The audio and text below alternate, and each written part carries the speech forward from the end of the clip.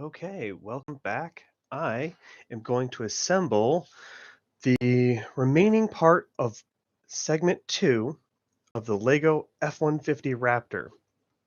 So, what I learned from my first segment is no, really figure out how to get a tighter view of what we have on the board. With it zoomed out and you being able to see my dog bed and all the other stuff around, that really doesn't help. I'm still a little in the frame and I couldn't get that figured out. I think that's something to figure out better. I was looking for getting a top-down view where the camera would come down from the straight-on angle, and I just couldn't get it done. So what I've done is I put my camera, instead of being mounted to the top of my display like it normally is, I put it on a tripod. It's on my desk, and it's got a much better view of what we're doing. Um, Let me see. Let me do some final adjustment because I want to get myself more out of frame. And yep, you can see more of my garbage there. And we get to see more of the booklet. Let me see if I can get that just right so you can see both pages. So where we left off, we were able to get most of this powertrain sort of stuff done. So we've got the engine block assembly. We have the steering mechanism, the rack and pinion setup for that. We've got some of this front accessory area for the engine. And then if we turn here, we've got this little lever is turned for steering. And then this is the rear wheel drive differential that connects to the engine pistons. So the idea is that if in the real model we were producing power here, it would send it towards the back. And what's nice about how this differential works is it is a really good indicator of how that kind of functions. I'm trying to get it right on the camera. So what's cool is if this wheel turns on its own, okay, the friction's behaving a little different now. Where if I'm driving it from here, you're seeing what the gears are doing. The prior segment that I had done in this run of building this illustrated a little bit more. The big thing that makes it act wacky is how is the friction fit for all the parts in the system. So I'm not sure exactly how that's going to behave when I've got it all together, but what should be able to happen is as I have it this way and I roll it back and forth, moving it should allow both wheels to turn independently. And when they're turning, that turns into power that drives the movement of the pistons so we can see that action. My hope with this is that I want to later modify this setup and add in an electric motor from the Lego Power Functions kit. I don't know how that's going to work because this isn't designed for that. So I'd have to engage in some sort of re-engineering effort to make that happen. So after working through last night's session, what I want to try and do if I'm going to be doing a build, again, this is the IKEA product that I got, and I just love this box. What's really cool, the original thought was using the studs here to build off of or to put on a bunch of minifigs that don't otherwise have room to go anywhere. So in the meantime, one of the things I struggled with showing parts on the last segment run was getting some contrast and being able to actually see what is it that we're building. And the thing is that's difficult with the camera setup I have and not tuning the video feed is being able to see the contrast of these dark parts and showing them against the textured white of my um, closet doors, that really doesn't work so well. So this should hopefully be an improvement when I'm doing little work on fiddly parts. Not quite big enough to contrast the entire build. And as I'm thinking about this, I'm really hoping to learn in YouTube and the Creator Studio, how do I add little segment chunks? Because right here is a good place to say, okay, I'm done faffing about, we're going to start the build. So let's continue. So I am on step 163, I think. So if I look at this, it has the part oriented this way. And of course, now that I'm getting my stream set up, boy, is it warm in my office. Give me one quick second to try and address that. I've also just been drinking coffee all afternoon. I'm going to check my temperature. What are we at? Well, it says 73, but I feel warmer. Let's see if I can turn the fan on without adding to your noise. So one of the things I'll have to do as my own copy editor is come back and realize, okay, is my mic picking the fan up? Is it going wub, wub, wub? I need to have maintenance adjust that fan. I do it myself, but this is an apartment, and they get real uppity about stuff like that. Okay, so I'm trying to figure out if on step 163, if I've finished that or not. So this would be near the front. I am adding this red piece near the end here. So I'm trying to add this assembly right here, and I'm assuming we're going to mirror it over here. So that is the step that I'm on. So this gets back into the, like, what do I even call these parts? So I think the first thing I'm going to do when I'm done with this stream and done with this is look at, okay, am I going to keep doing Lego streams? Because I have other kits to build and to show you. In fact, I'm going to do that right now just for giggles and grins. I have the Lego Creator ship. And if you can't tell, I love a space theme. One of my formative memories was building the Lego like late 70s, early 80s space sets. So I've got this one there. I bought this specifically because I want to reuse these segments. Like I want to kit bash this into nacelles for a Star Trek Federation Starship style build. And that's a lot of these kits that I've purchased is, can I use these bits? And I've got the Lego Space Station. So these are different kits I might also try and continue practicing the YouTube platform and messing around with, and just do a build of those on stream.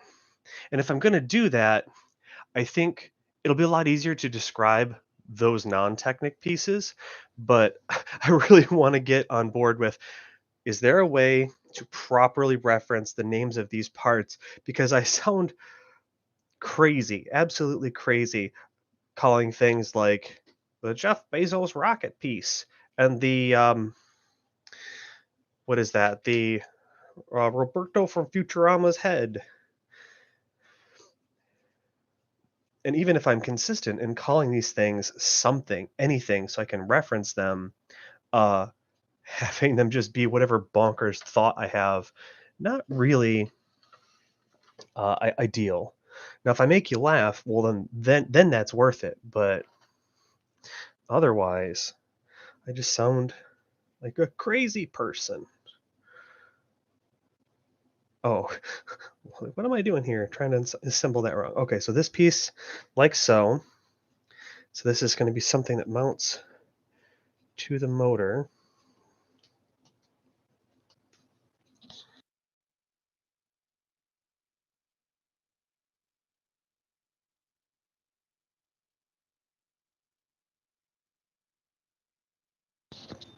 You ever have a sneeze that just won't get on with it? Okay, so one of these 9 length.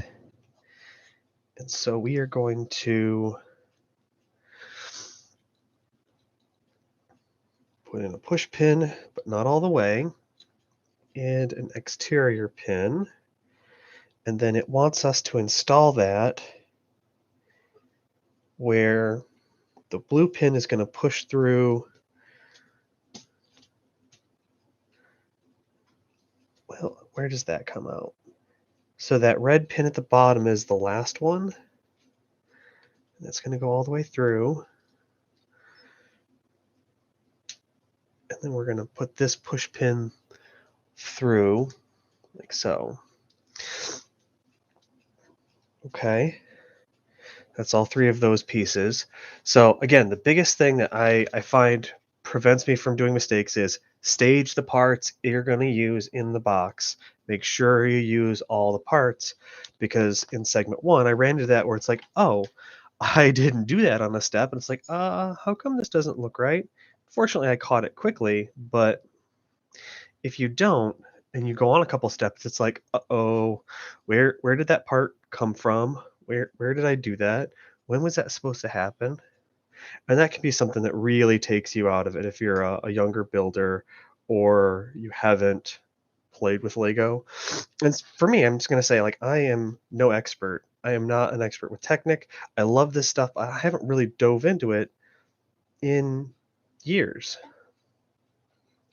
Okay, so this is kind of cool. So this assembly, it's hard to see what we're doing. We're going to pop this piece on here, and then we push through that pin. So now we're connecting this piece to this piece.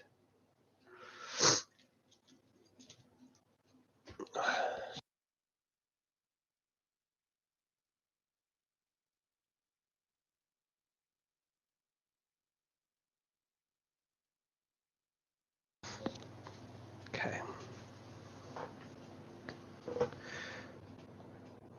And now this is a similar thing where we're told to flip it around. And so just like I was saying before, get the pieces that you want and stage them. I need one of those, one of these, one of the blue pins, and one of the, two of these.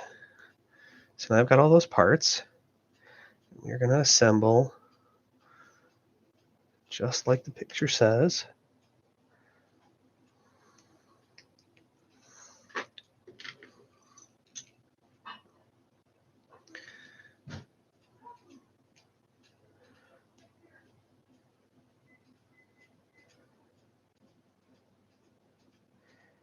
And it wants us to put a push pin in here.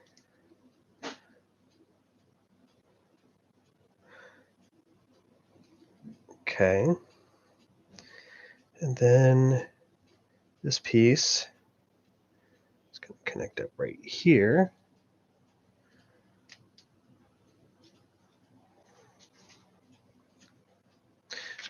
.166 is finished.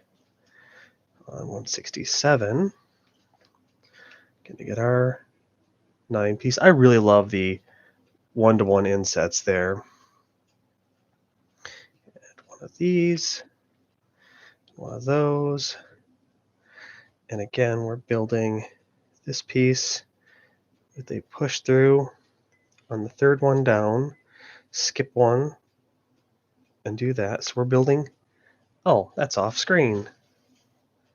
We're building that. And then we're going to put it to mirror that other side where the red push through is on the very bottom one. And then push pin that through.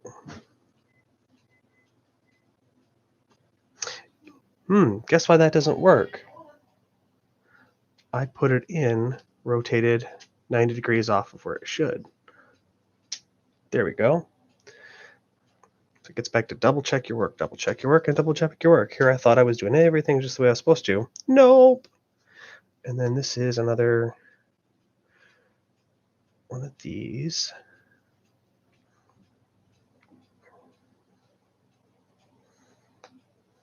So we're doing that. And it is going to go to connect this like so. That was step 168 and 169. So now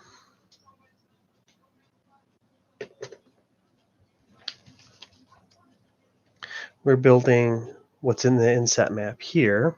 I'm going to start with one black pin and one blue pin and one of my Hmm. 3 stud, 2 plus 1 circle, Johnny 5 head. That's a lot easier to say. But Josh, it doesn't barely even look like Johnny Five's head. Yeah, I know. That's the closest I could come up with. And then in step 170, we're going to take one of these 9s and connect it to the second bit like so. That is 170 complete. We're now going to make a mirror of what we just did on the other side. So I'm trying to find this part here.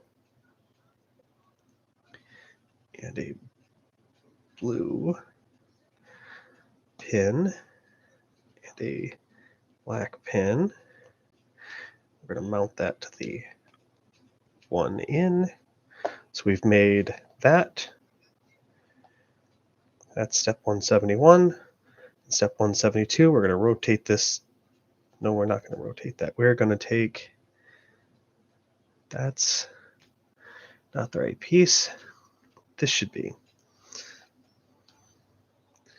And again, it's like just off camera because I moved things. So I'm just lining this up. It's a quick visual way. I don't have to count the studs. I just do it. So we're going to put this in here where it's the 4th stud. 1, 2, 3, 4. I guess stud might not be the right word for these Technic holes, but got to get myself to Lego University and get them right words. This will be like the main theme of this. I'll say it so many times that I can't forget it. So now in step 173, we're going to put 4 pins in. On the outermost, skip one and then do one. And then on the outermost, skip one and then do one. So that's 173 completed.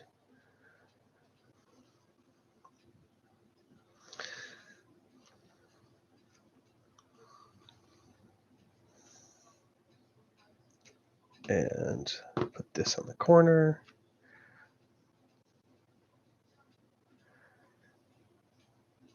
Put this on the corner.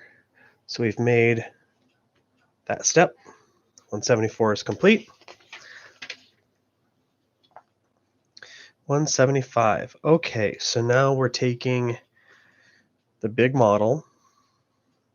I'm rotating the piece this way. And it's going to connect how? So it shows the arrow here for this coming here, but what isn't immediately clear, there should be some arrows trying to help me understand that when I attach this piece, like there's only one way for it to go on, and the question is, well, how? So it's through these pins here and there. So we're gonna slide that on top. And I can feel the suspension giving as I'm pushing lower pressure. So that's how it attaches here with these pins. I really wish that there were arrows here and here telling me so. So step 175 could have been a little more clear. And I think that's what always got me stuck as a kid is going, how do I do this? What do they mean? Because what is perfectly clear to the person who designed this manual might not be perfectly clear to someone who doesn't share their familiarity with this build or with this technology or this set of expertise. And this is something I run into in my day job when I'm doing documentation for like computer systems, is that it's easy to forget the specialized knowledge that you've gained along the way by building something. If you're writing a document for somebody else, you need to make sure that you send that to someone who has no familiarity with your expertise is to say, okay, can you follow along what's unclear? And I guess the value that I'd like to provide in having done this is to say, here's an example of an adult doing this build of the Raptor F-150. Here's what even I found confusing as someone who does technical work or someone who does technical document writing. Like I don't do diagrammed out stuff like this. Everything I do is all in words and concepts for computer systems.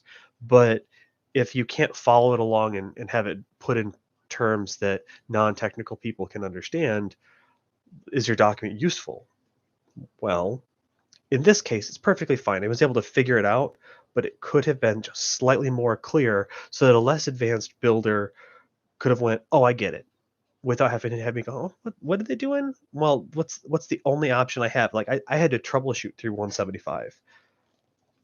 And clearly it was a quick process, and it's like I'm not trying to just whine about it to whine about it, but that's one of those things I think could use a little improvement. So now we're building this two-step piece. I'm going to put this blue pin in here. So we're building that. And we're putting it on the far side, attaching it to these pins. And I realized that the way this camera is set up, I'm focusing in the upper left for most of where my handwork is.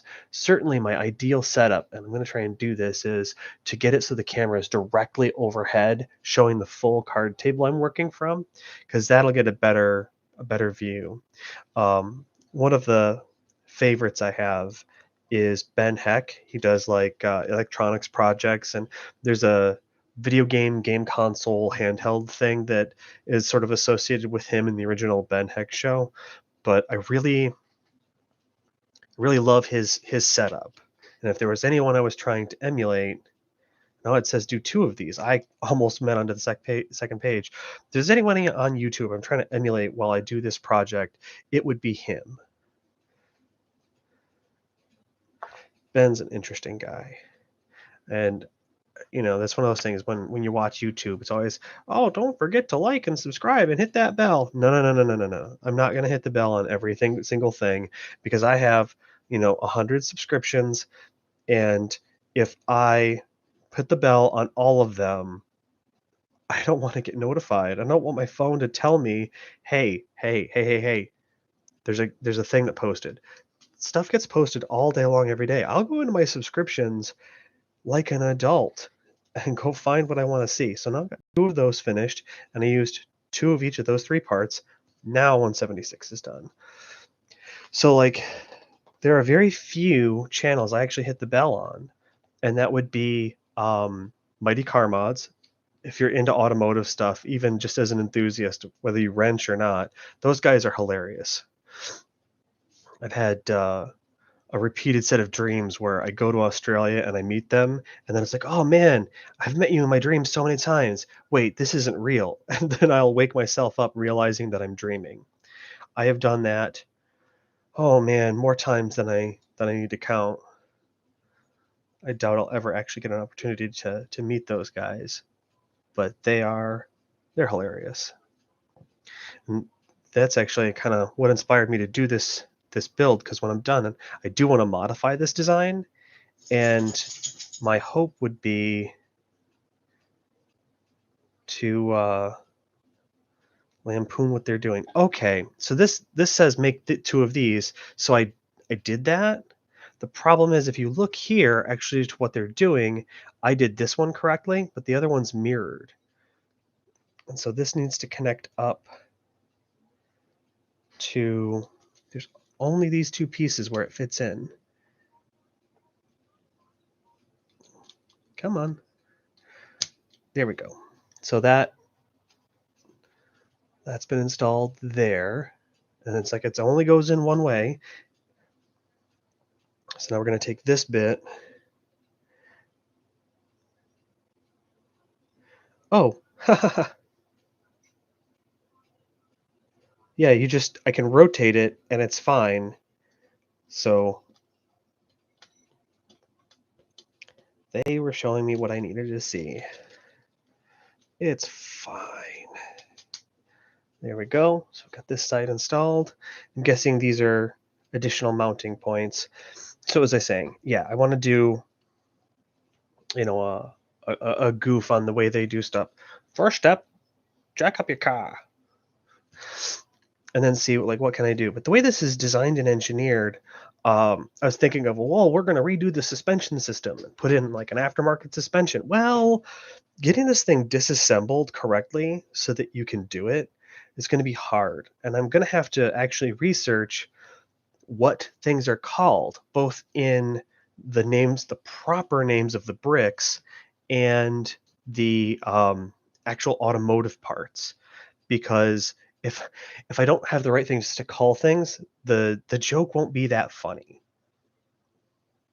Okay, so I need 2 of the Johnny Five shoulders. Why do you call things the way you do, Josh? Well, I'm obsessed with Short Circuit, the original 80s movie with Steve Guttenberg. Whatever happened to that guy? Well, he probably got rich and then stopped acting because he didn't have to. Or maybe he pulled a Rick Moranis. What happened to Rick Moranis, Josh? I don't know. Go Google it. Figure it out yourself. Oh, that's rude. Why would you say it like that? Well, the poor guy lost his wife and decided to take off acting to take care of his kids. So if any of you are annoyed that he didn't reprise his role in the Ghostbusters game for Xbox, well, he's just being a dude. Once you have kids, you'll understand. I don't have kids, so I don't understand.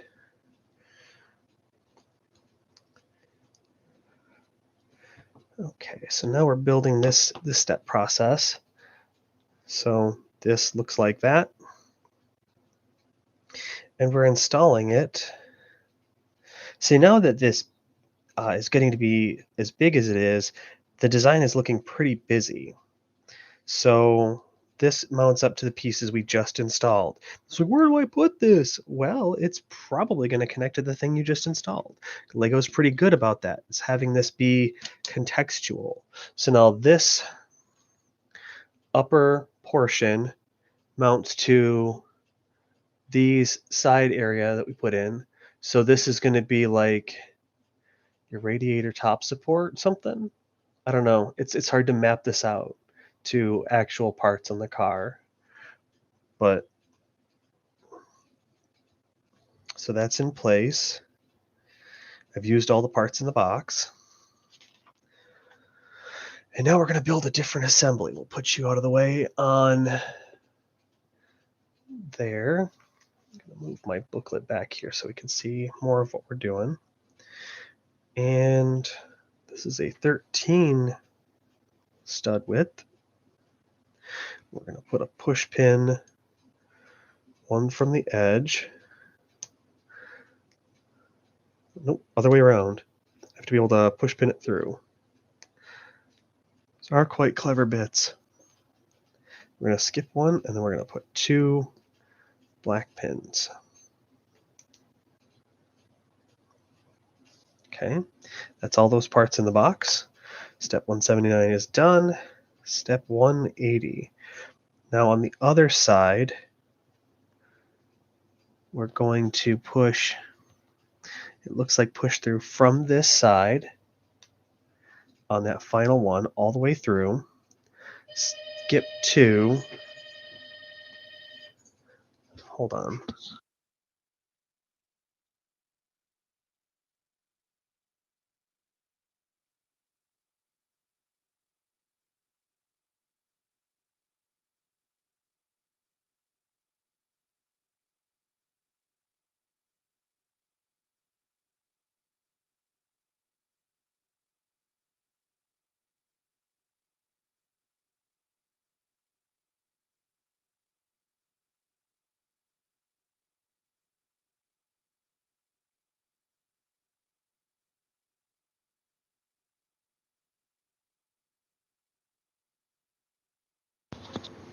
Okay, Amazon was delivering something for Georgina.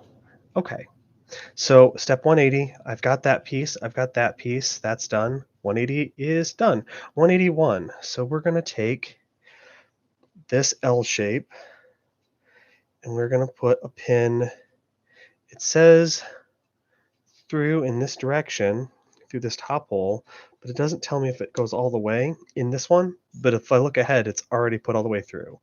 So we're going to mount that here so that looks about right. trying to like see how can I make this look right for the camera. That's one of those things that having that angle from the top, where if the top of the camera was here, the bottom of the camera was here, and your vision was my vision, that'd be great.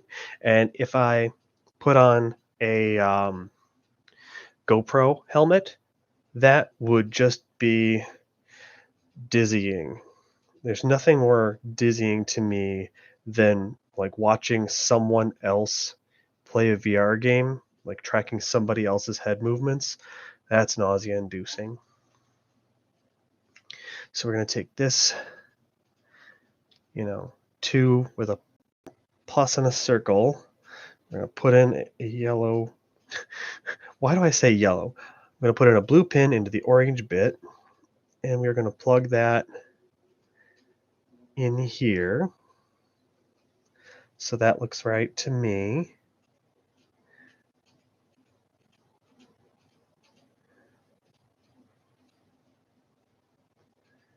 It's like I'm working from a mirror that is my display over there.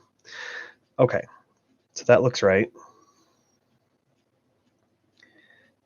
Step 183, we're going to take the orange shoulder bit, I guess I'll call it. We're going to insert the red pin, and we're going to put a black pin in the other hole, and then that is going to go through like so. That looks right. So it's like when I'm looking at like from here, from this angle, this looks exactly like it's supposed to, but I'm looking at the camera, it's like I am not showing you what I am seeing. That's the real struggle. So that looks correct. 184. So we're going to get one of these blue crazy knuckle things. Oh, it's going to go this orientation. Put the red piece in, and it connects to the blue pin that's already in here. And what do you want to bet I'm going to have to build 2 of these? And then in step 185, it just says turn it over. Okay, we're not even adding any pieces in 185. Literally, it's just turn this over. And then we're going to install it on the main chassis. And so this is where we're going to mount to. So this is where this push pin's going to go. And hey, this makes sense. So this front here, is this the place where we're going to mount fenders to? So that connects up like so. That's good. Oh, and it does have an inset map saying, hey, we're going to connect this bit together using this diagram. And we're seeing the arrow here to push the push pin through to make a connection. So that makes sense. And now, wouldn't you believe, we're going to build the mirror of what we just built. So now we're going to take the 13 and we're going to put a push pin, one from the edge, skip one, put a black peg, put another black peg,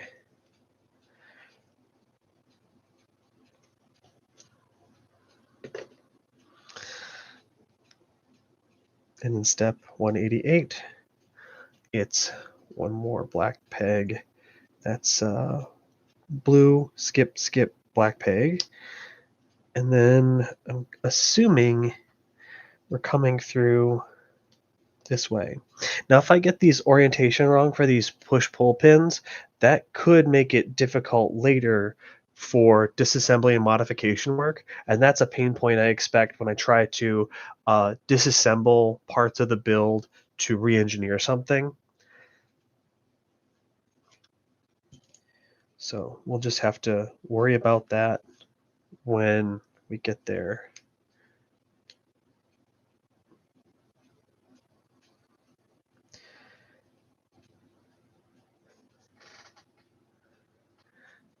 So I kind of wish it had directionality guides for how to do that. I'm going with, well, I'm going to do the same direction for both of these blue push pins because all of them are done that way. This one's pushed that way, this one's pushed that way, this one's pushed that way. They're all done the same. It'll sort of be expected when I go back to it later. It's like, okay, well, everything nearby should be directionally done the same way. So I'm going to build this orange piece with that blue pin, and we're going to insert it there. That's step 190. In 191, we're going to take this bit, we're going to put a pin in it, we're going to add the red pin, and it goes through here that way. Come on. There we go. Because this is difficult where it's like we're keeping the orientation of the part a particular way as we build it, but we're coming from behind to insert that. So then we're going to take what appears to be the last of these blue knuckle thing, and we're going to put a red doodle in it, and we connect it to this piece. And step 193 is we're going to flip it this way, and then we're going to go get our main build back, and we're attaching this to this. What's cool is I can have it rotated 90 degrees. Oh, no, I can't. That doesn't actually work. Nah.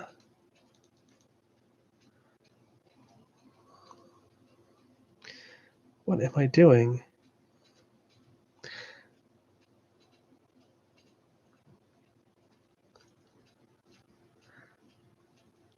It's this way. Then we push this pin up at the top over here, so that connects it in, just like we did before. And then this, that looks like it's supposed to. And so I'm sure we're going to insert something here, and then push these pins through to get it to lock in. I'm wondering if that's where the fender is going to mount. So 194, this has an inset map showing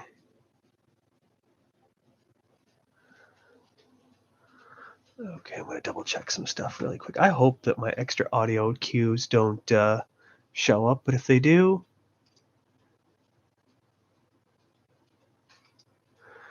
hey, how's it going, Steve? I just saw you on the Discord. I can follow your chats from Discord. I'll have that up. If you're interested in me to talk about any particular part of the build catching up, please go right ahead and put your stuff in the Discord chat. We'll go from there. Where was I? So I've got this all done. I'm just trying to make sure that in step 194, this inset map isn't giving me any instruction. This is just giving me a view of back here. So I've pushed that pin through. I've got that connected as intended. Now on to step 195.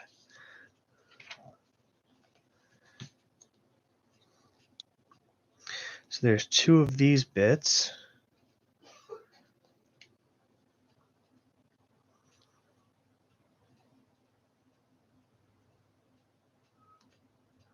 Oh man, so Steve's talking about having the Lego NES plus TV set to build.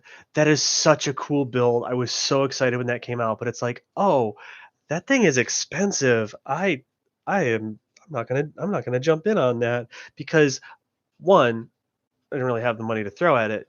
Two, it's definitely worth it. It's got a bunch of parts in it. But three, I would be tempted to actually take the NES part and fit in some kind of electronics to make the NES an actual NES, and then to be like, well, screw all the work that you put into putting the gear rotation to actually make the level happen, which is really clever and cool and part of the build. No, no, let's just tear that out and put in an LCD panel and make a functional little Lego NES thing. And I'd also be tempted to take my Lego NES Classic, pull it out of its casing, and insert it into the Lego NES. And I don't know if it would actually fit, but it'd be super tempting. And it's like, you can't actually buy those NES Classic units. The last thing I'd want to do is take it apart. So I probably did end up doing like a Raspberry Pi build with it and trying to do like one of the smallest form factor Raspberry Pi 4s, and it's just like, okay, well, when you consider that whole build, the cost of the Legos, and then the cost of electronics, it's like, okay, I'm probably going to spend $100 on electronics plus the, I don't know, Steve, can you tell me what was the retail on that whole kit? Wasn't it like $200 or more? It was a bunch. Okay, so where am I putting these pieces? Like, in step 195, it's like, okay, I've got these pieces. Where am I putting them? I'm kind of lost here. Oh, on the front. Wish there was better highlighting of where the pieces go. Because it's like I got confused for a second there. It's like, okay, I see the pieces. And it's like, one of these things is not like the other. Figure out what's not the same. I want to play a game, Lego. I just want to know where to put my parts. Yeah, $230. Yeah, it was for an art piece to assemble and have on your desk. It was definitely absurd. And a lot of when I buy Lego parts, my hope and intent is to buy, like, my whole game is buying sets that give me pieces so I can build my Lego Star Trek starships. And I could talk at length for my disappointment that the Star Trek franchise is with Mega Bloks. And like, I don't want to be a Lego purist saying that Mega Bloks are no good. I just don't happen to like the designs that they've created, and they're not what I want. And you know, it's like I have to get used to the fact that, I'm not the target audience for everything, and that's fine. But what I want is a actual Star Trek Federation style starship that acts as a play kit. And I was talking in my earlier segment about the USS Intera, which is my Mary Sue adventures that I developed with my friends for Star Trek, where it's like it's based on a concept of what if Starfleet had to make a ship that was designed from the ground up to do the mission that Voyager did. Um, and say what you want about the show. The show it has its flaws. It doesn't hold up particularly well. It captured my imagination as a younger guy. But I recently rewatched the show and it's like, this isn't as good as I remember. But the point is, I made a ship that was inspired by that styling, and it did all the things you'd expect out of a playset. It would have a saucer that separates. You could take the deflector dish modules out. You could eject the warp core. You could take off bits and pieces of it so that when I was finished with the original design, I could get it in person, build it, and then modify its design as I went and make something better. Um, that's what I want from a technical Lego starship build for the Star Trek universe. And I really don't expect things to change and for Lego to get the rights to that. I mean, if I worked for Mega Bloks and had that license, I would do everything it took to keep that. But at the same time, if I were Lego, I'd be thinking, what an incredible thing that we're not able to do. Because Lego's got a bunch of licensed stuff with all the Marvel and Disney and Harry Potter and Minecraft. I just wish they could do justice to the Star Trek universe. Okay, so I'm building in step 198 2 of these bits, and we're going to install them on either side. So we're making this bit. That's what we've made. Still trying to get right how I'm going to show off these parts with proper contrast. So 198 is finished, and in 199 we're going to grab this piece, and I keep doing this thing where my booklet keeps moving to the left and you can't see it. So matching up for 1-to-1, so that's right, and we're going to put push pins. I'm assuming that we're not in push through mode based on the way I'm looking at the diagram.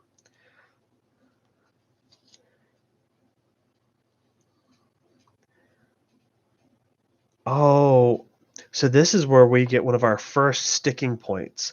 This is telling me to put on a sticker from the sticker pack.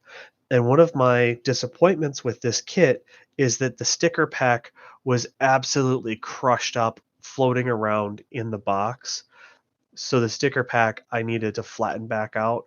I've stuffed it between a pair of books, but they're not heavy duty, hoping to flatten it out. And they've been sitting for, I don't know, maybe 11 hours.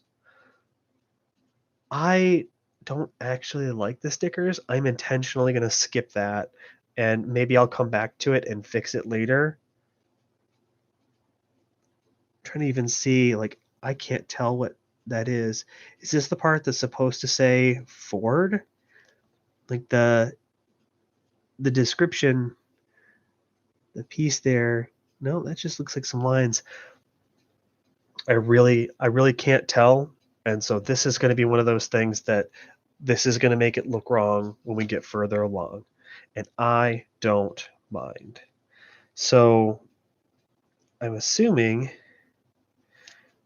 yeah, this is what happens. So this, I've done the blue pins correctly because I need to send this all the way down through,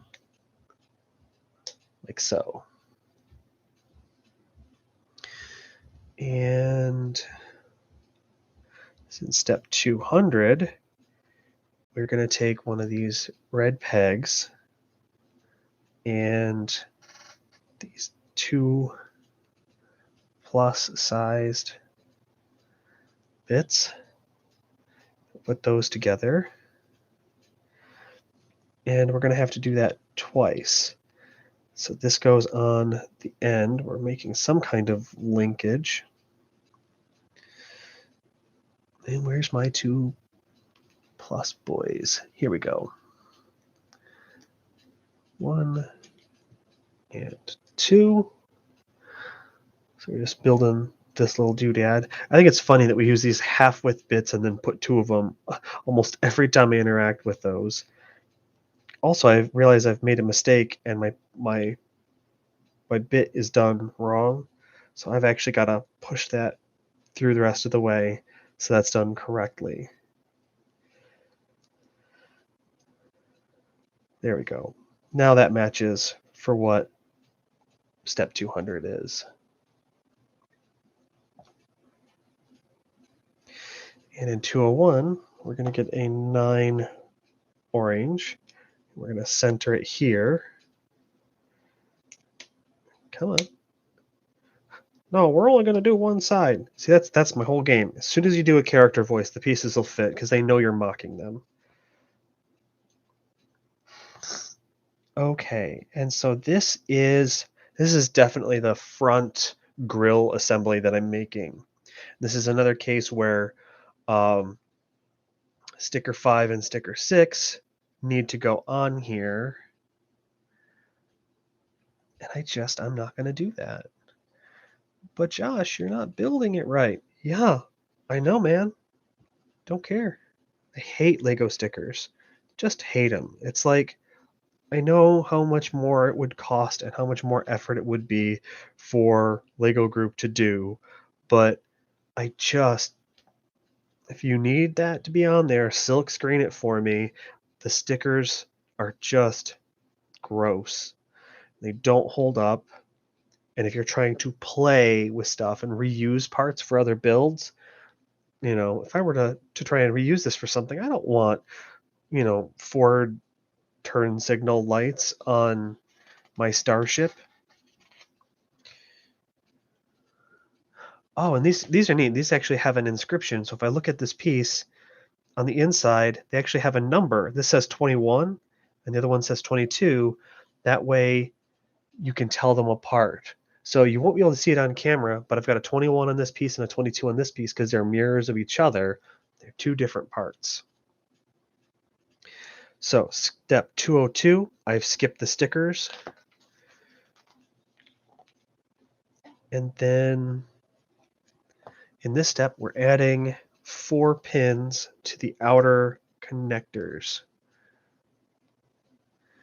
And so far in this build, I haven't run into a single traditional Lego stud.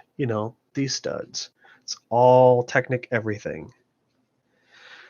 So now we're going to put this where the outermost corner has the pin. And same thing, mirror side. And then it says flip it around. And then we're going to put 2 orange push pins all the way through.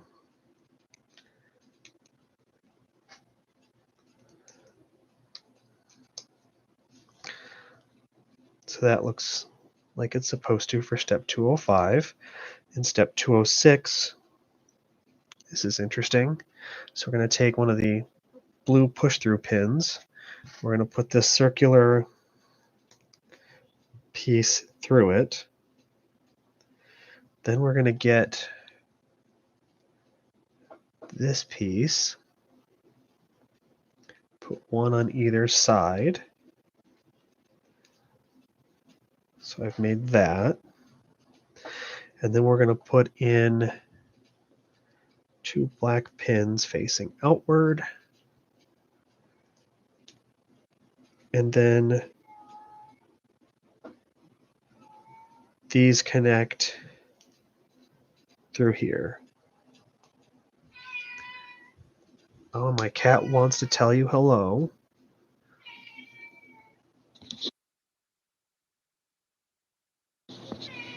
Meow.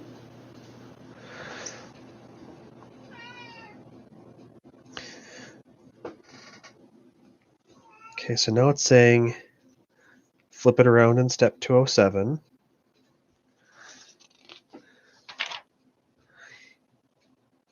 And then we're going to install this on the front. And I don't have an inset map saying how we're going to do this. It just says that we're going to do this. And so since I have only these 2 connectors to work with, the only place it can seem to go would be right through there. There's not enough contrast to show that there's pins there, but there is. So those are the pins that we're going to connect into. Boom, front bumper assembly installed. And if this were done correctly, I'd have stickers here and here for, now that I think about it, probably the fog lights that go there. So that's step 208 is complete. And step 209, we're going to put 2 L brackets in that are these. And they go like so. Come on.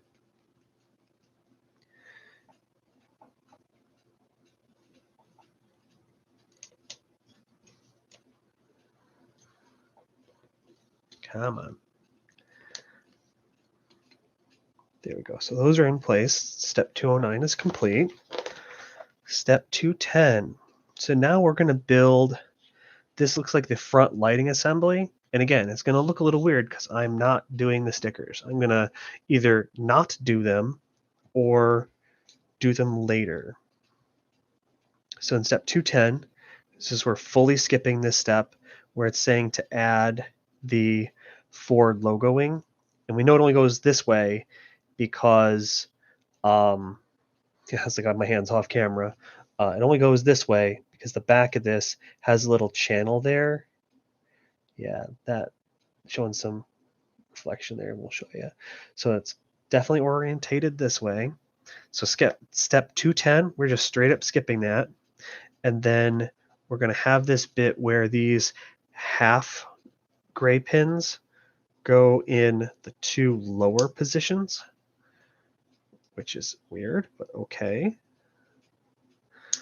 And there's 4 of them, so we got to make sure we get 2 on each side. So that's step 211. In step 212, we're going to take, these are the headlight assemblies. And so this is going to be the most stark one where it doesn't really look like it's supposed to, because this should look like the special headlight and turn signal assembly. And again, I'm skipping the stickers on all of this. Sue me. So we're going to put this through. It's hard to tell what way the pin is done, but if I'm reading the graphic right, I'm doing it through this way. And then we've got our Johnny 5 arms, Johnny 5 shoulders. Those go on. Rotate that around, put sticker 8 on it, which I didn't do. And then these connect to each other. Come on. Oh, buddy, you're going to make me do a character voice just to get this to fit? Yeah, that's the whole game, dude. Well, these do not want to go in together. I am really struggling to get these to behave. Come on. Don't make me force this in and break them, buddy. That's right. There's my Pennsylvania dad guy voice and it'll just work. Oh, he almost had it. Come on. Come on. Get one side in. Come on. Come on. All right. That was a little difficult for me, but I got it. So that's 212. And wouldn't you guess we're going to do the mirror side of that?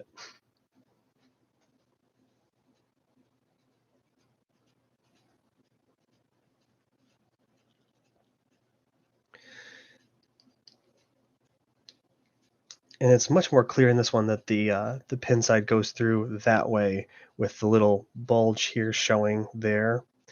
And I don't know if I saw it the same way on the other side, so I might not have done it identically on both sides.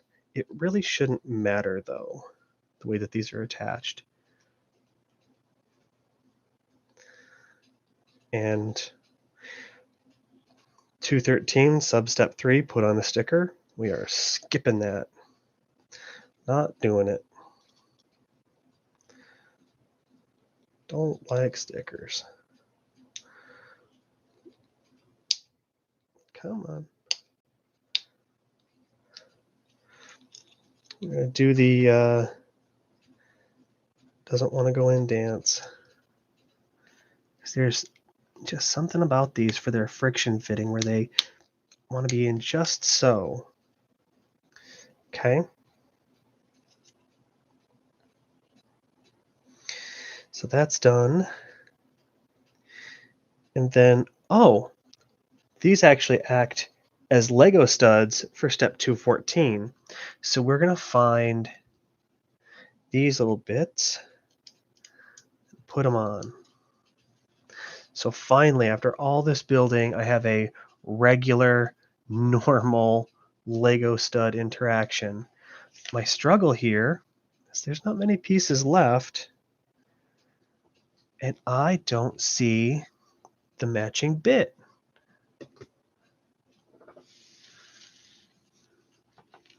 Here it is. So that's step 214 done. And it's saying in 215,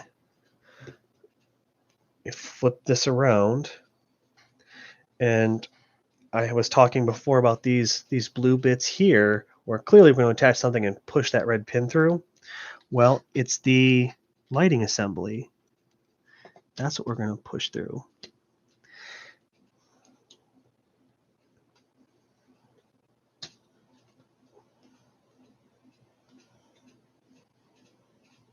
Get it in just right.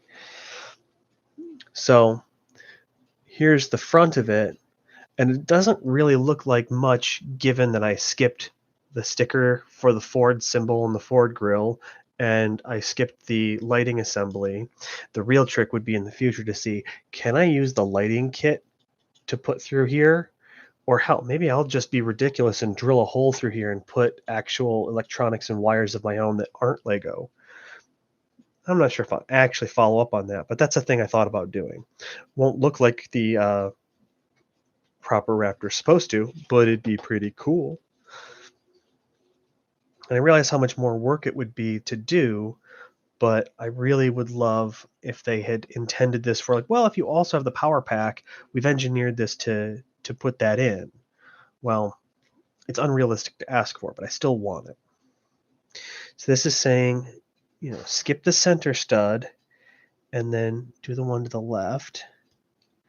And that actually pins through into the piece below. I just have to get it just right. There we go. So this is a step to attach the front grille assembly to the bumper piece below. So I've still got a little bit of wiggle to the bumper. Okay, so that's these pins. That's step 216 is done. In 217, we're going to take piece 21 in orange. We're going to add 2 pins.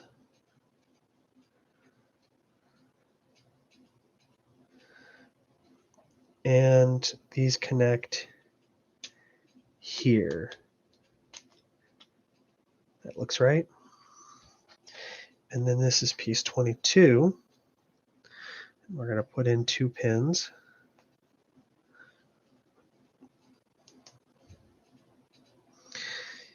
And that connects there. There we go.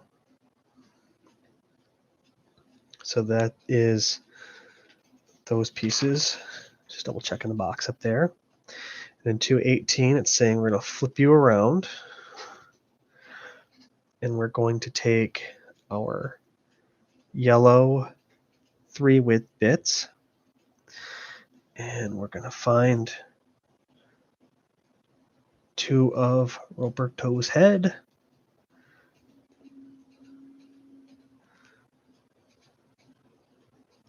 And it's saying, how are we doing this? So we're attaching that to these 2 parts. So it covers over the blue and the black pins.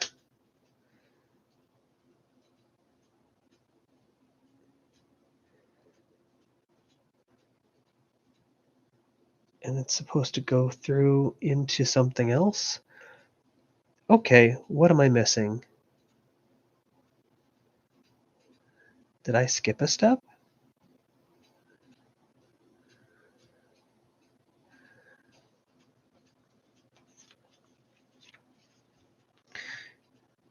It looks like there's something orange behind it that I'm missing. Did I install a prior part incorrectly? Because it looks like it's supposed to go through into an orange bit. Did I use... Well, there's no other orange parts like that, so... Huh. That's confusing.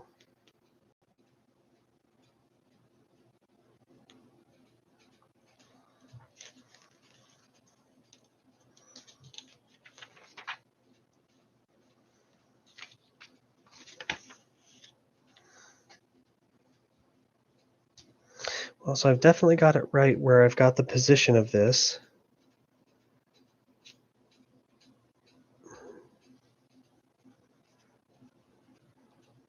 It's like it's doing that push pin forward, push all the way sort of thing. But all right, step 218. I'll have to note that this is where I got kind of confused because it has the push it all the way through graphic, but this isn't connecting to anything, and it's getting in the way of this. I don't know what we're doing with that.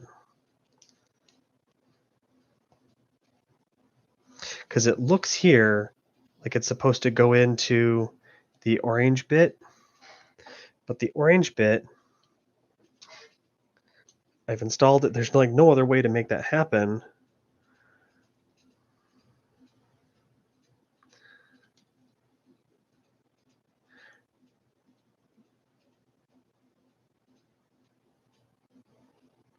What on earth? So on the other side, that does pin through like it's supposed to. So clearly I've made some sort of error that I have to correct.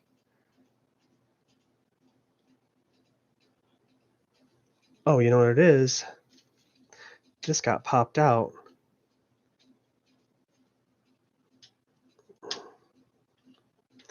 Yeah, okay. It all got popped out, which is why it was out of alignment. So there was no error, there was no mistake.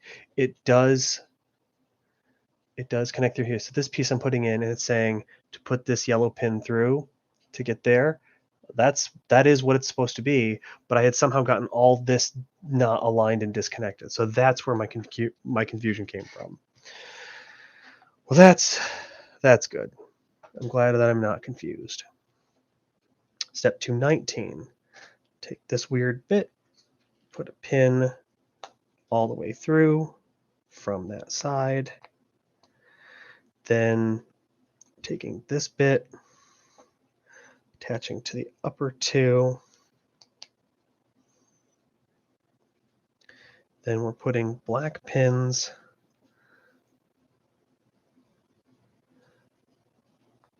on the outside of my piece, like so. And then black pins on the inside.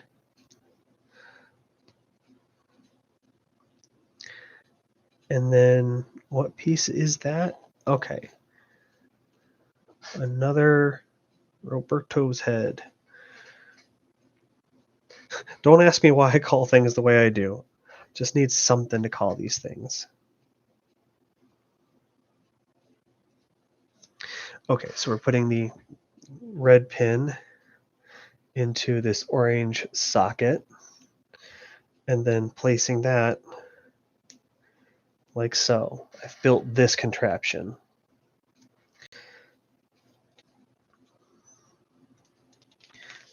But why? Okay. And so this whole assembly is going to connect up.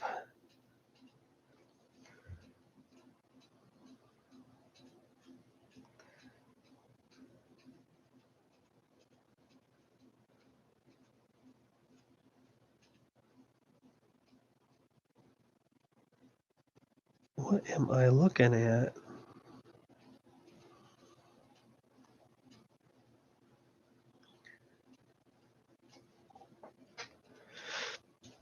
So it's blue.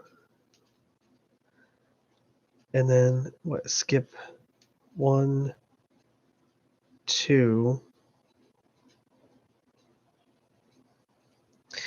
I'm really struggling to be sure that I've done this correctly. Because as I see it, no, I don't. So that's this blue one behind here. So I see that.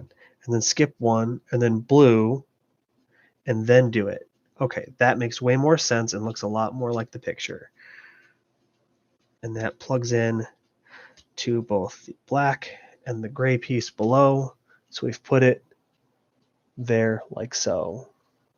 In the graphic, it's hard to tell this position from this because it's like it's obscured just perfectly at the angle where, like, I'm trying to see if I can rotate the part to show you, like, the diagram looks kind of like that, where it's like, it looks like this piece. Trying to do it in mirror is hard. Like, this piece and this piece are aligned, but they're not. So that's a little confusing for me, but I got through it. So step 220, this is going to be the mirror of what we just did for the other side. So plug that through. Oh, other way around. I'm going to take this L shape, plug it in just as described. And in step 3, we're going to put in black pins on these outer bits.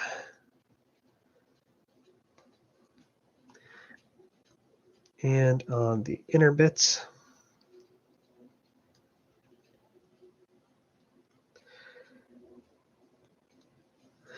So 22 sub step 3, that looks right.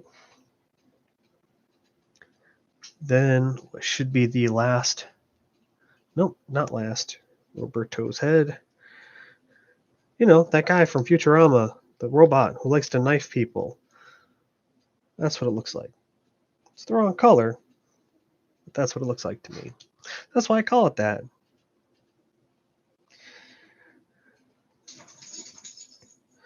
Okay, so we've set that there. Boom. 220 sub step 5 is complete. That's the part we've built. I'm going to set that only so far. Hopefully it doesn't fall off my table. And it's saying to install on the other side. And technically the black piece comes out where there's the next piece over. So this is more clearly putting it in an expected spot that I can sort of follow along with, and it mirrors the other side, so I know I've done both sides correctly. So that's that step completed.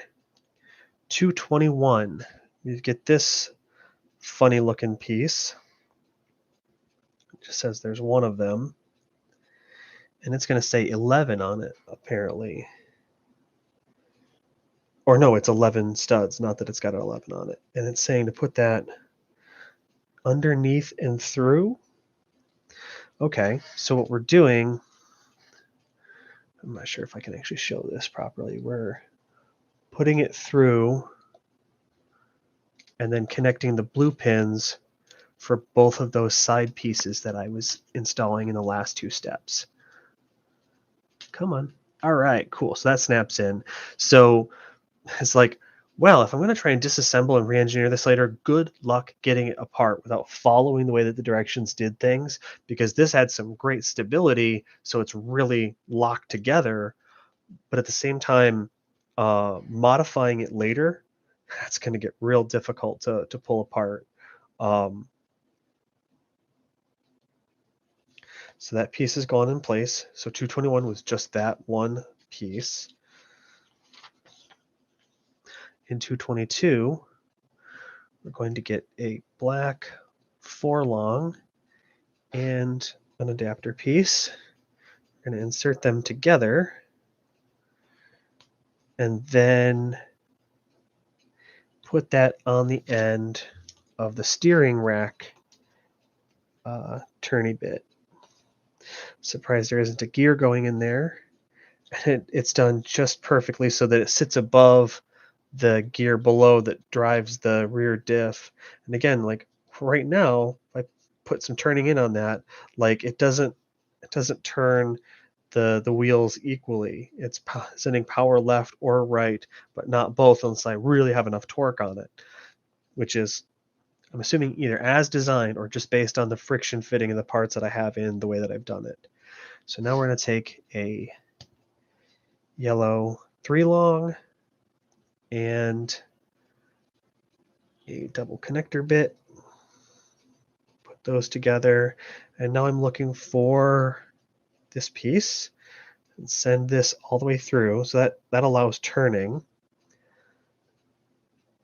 And then we're going to put a gear on the inner side of it. So this is where it gets like to the interesting gear configuration parts.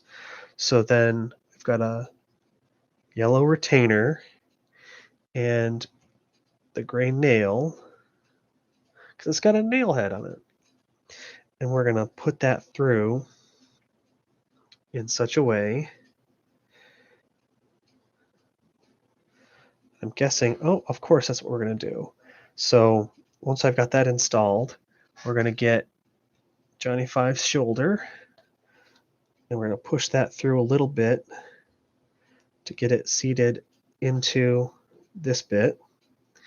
And then we're going to put the like diff style gear.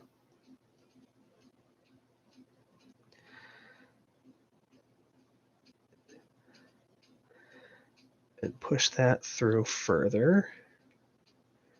If I can actually get it to lock in.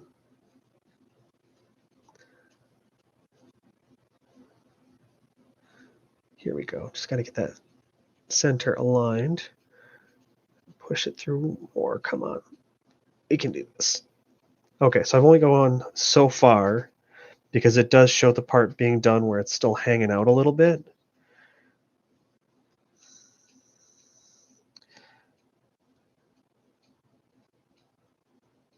So now if I rotate this, I can go as long as I want that way and as long as I want that way, but eventually we're going to connect that to something, one assumes.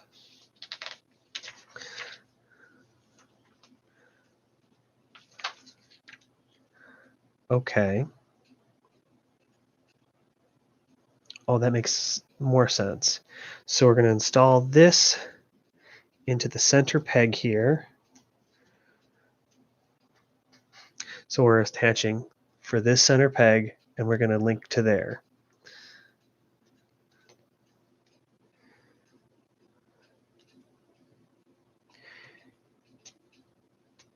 So there's that. And then we finish pushing through when it's being difficult. There we go. So now, rotating here,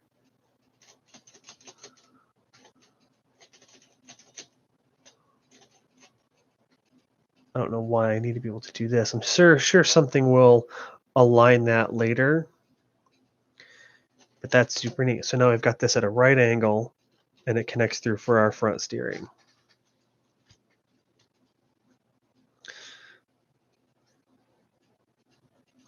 Step 225, we're making whatever this assembly is.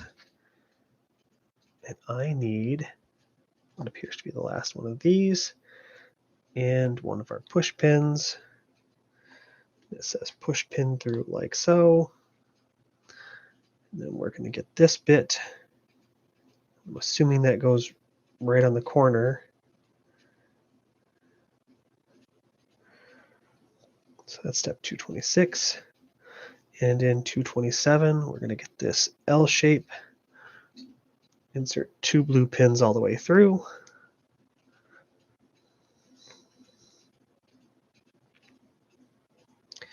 And then it's aligned so that the top matches the top. There we go.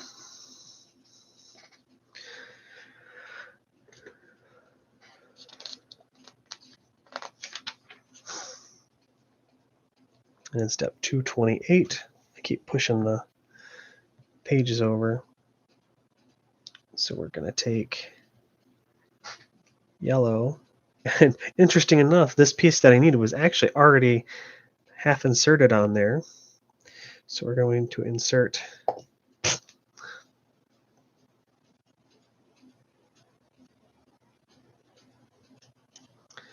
this yellow piece. So there's that. Then we're going to take this orange piece and push through onto here. And this goes through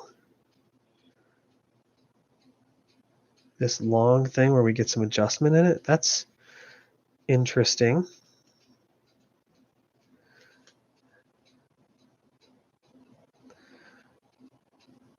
Then we're going to add the other bit in step 230. So the orange bit goes through there. There's what, 5 different pieces I'm trying to thread through at once while I attach this. This is going to be solidly connected together. So I've got sort of this action going on where there is some adjustment here. And I'm assuming that this is intentional, for cause, for purpose. And that purpose will become apparent later. So now I'm taking this bit and attaching, what is it, this corner piece. This doesn't seem like the correct piece. No, it isn't. It's this piece that I need. So put that there. Send it through.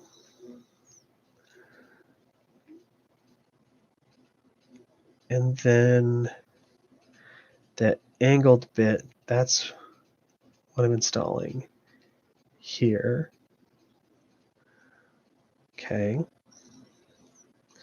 So then we're going to take this gray bit, this 5 length gray one.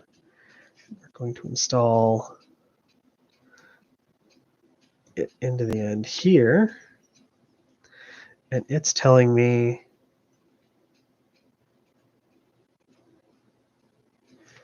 that this goes through 2 back.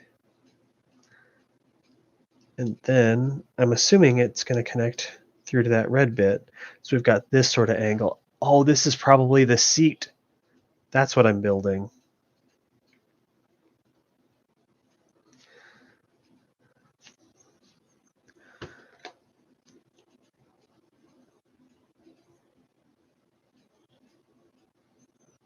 And on the other side, same story.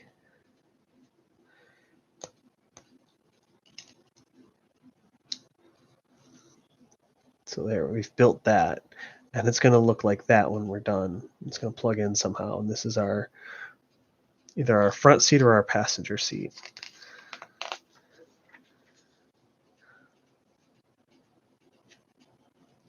Oh, goodness.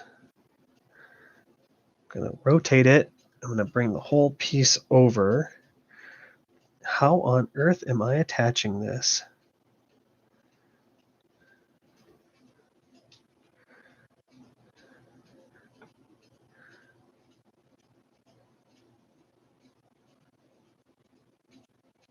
So it has an inset showing the answer to my question. So it's going to attach to this bit right here. Now that does leave me some room where the other part isn't attached. And there is a spot for that. So I'm wondering how it's going to do that later. So we'll set that aside and worry about that in a minute.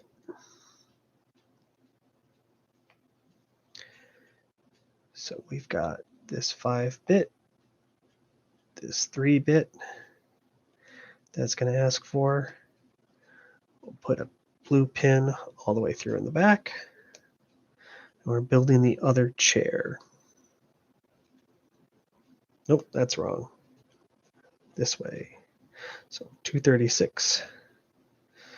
Then we're going to slide that through. Slide this piece on. I'm just sort of blazing through here. This is where you start to make mistakes where it's like if you're just plugging on through going boom, boom, boom, boom, boom, it's a lot easier when you have less pieces that you're actually working with though. So put that on through. Then we're going to get this L shape. Put pins through.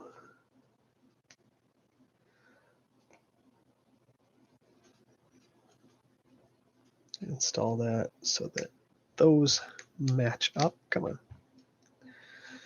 Then we're going to install the other side of it in step 240. This is we're connecting up so many bits.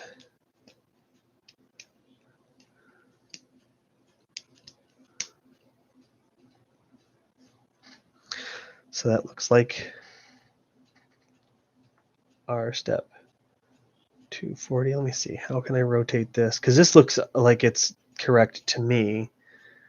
But you need to see it like that. Yeah, it's not one-to-one representation there.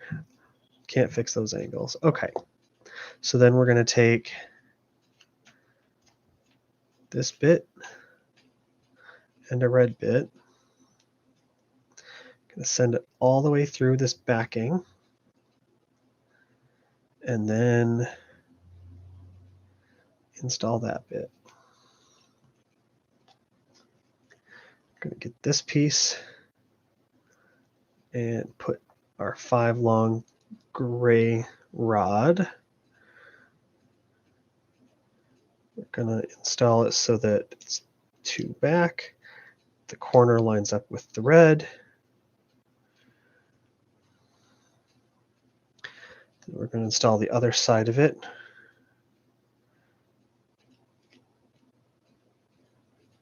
Nope, almost had that backwards. So the corner lines up with the orange. There we go. That's what I like about talking to myself doing this is like, oh, what did I just say? Oh, that's the thing that I need to do correctly.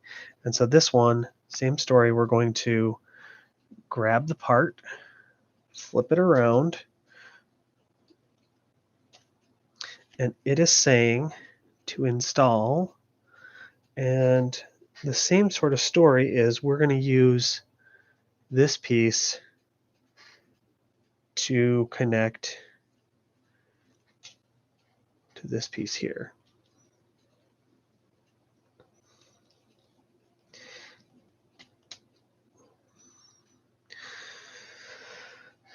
And the same thing where it's like I can see where it can connect on the other side, but in the immediate, like you still have, you can move it this way and you can move it out that way.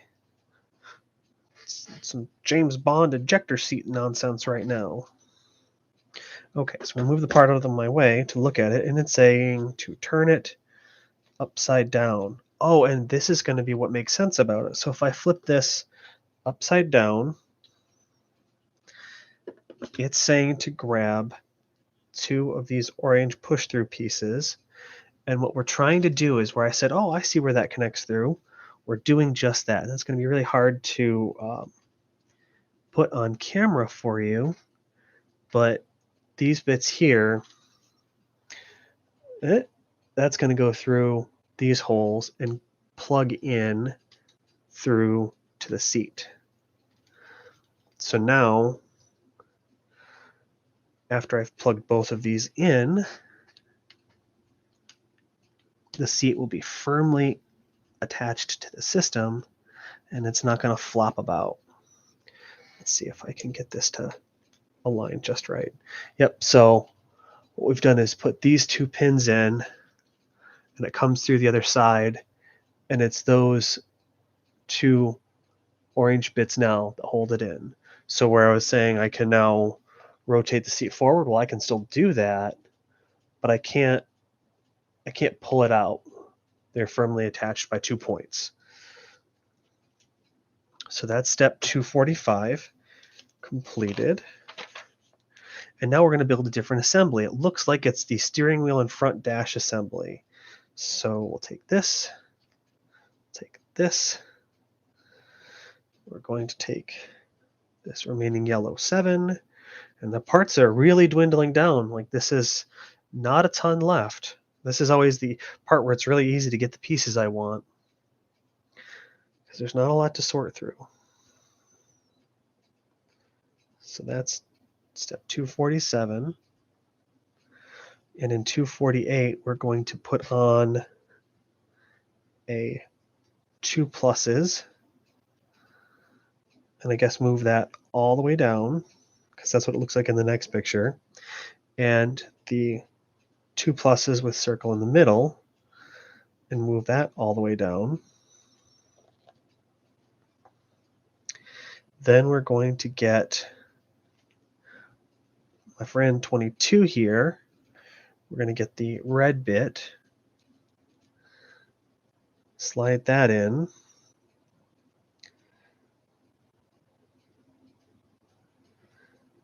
and that goes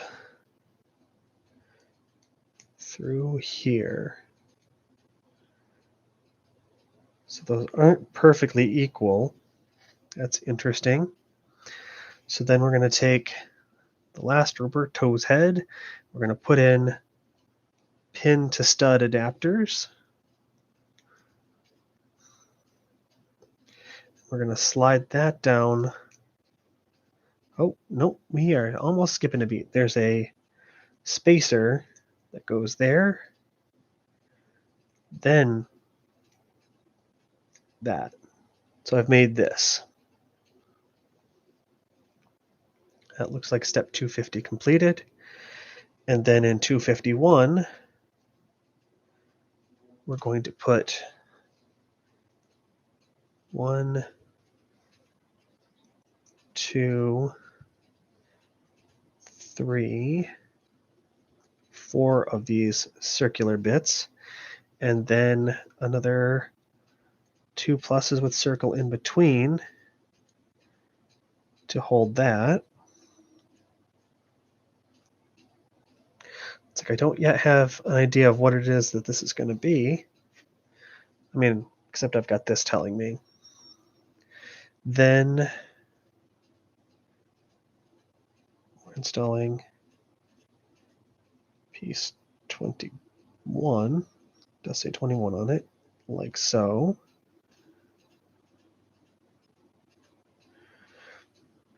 And then the 2 pluses piece,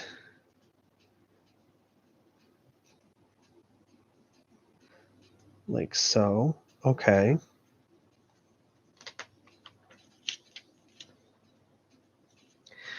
Then we're going to take this orange bit, this adapter,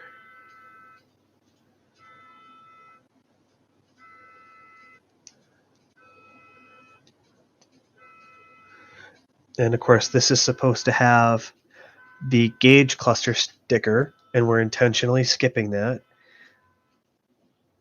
This black pin to rod.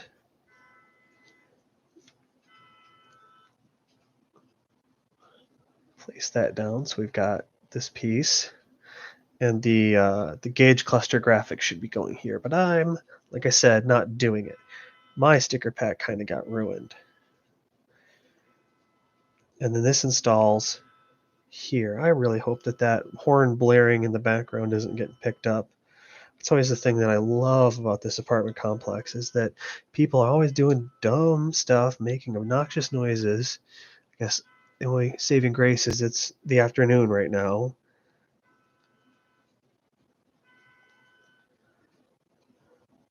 Okay, so we've got those 2 pins in here for step 255. And it's going to tell me to put those pins through the orange bits from the prior segment.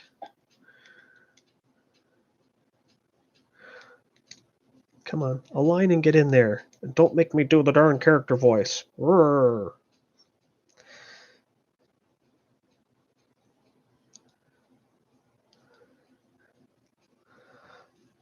Okay, and so what it's saying here is this is supposed to get sticker 18 on this flat bit. This is the Infotainment Navigation. And I'm guessing the top aligns. And then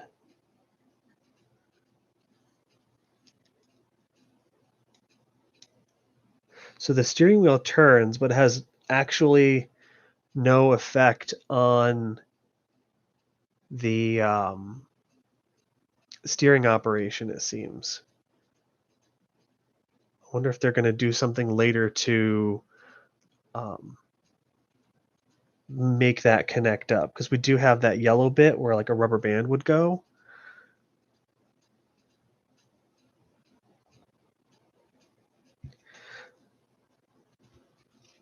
Okay, so that's step 256 complete. And so it's saying, I'm trying to figure out what the best way to grab this thing is now. It's getting big and heavy.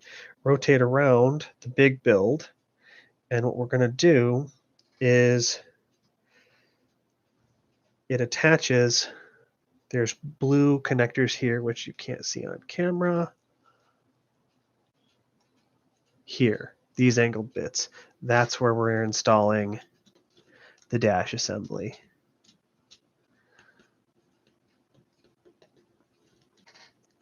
So what we're going to do is we're going to find a way to put a little OLED system right there and have a real display.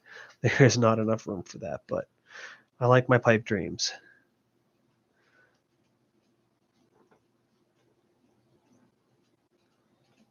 Okay. So 257 is really just rotate your parts and get that installed. So we've got that completed.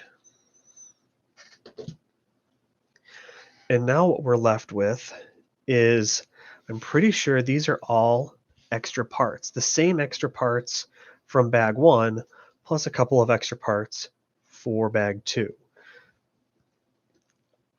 I'm going to do the same thing I did before and then undid later because I'm silly. I'm going to take these extra bits, I don't want to lose them. I'm going to put them in my little IKEA box. So hiding off camera, I had put all of the bags for the next step in here. So we're going to set these here so I don't lose them. And we're going to put my IKEA box back over out of my way. So this is saying bag 3, it's going to have our 2 side bits, the wheels and wheel arches. We're going to open bag 3 and we're going to make this.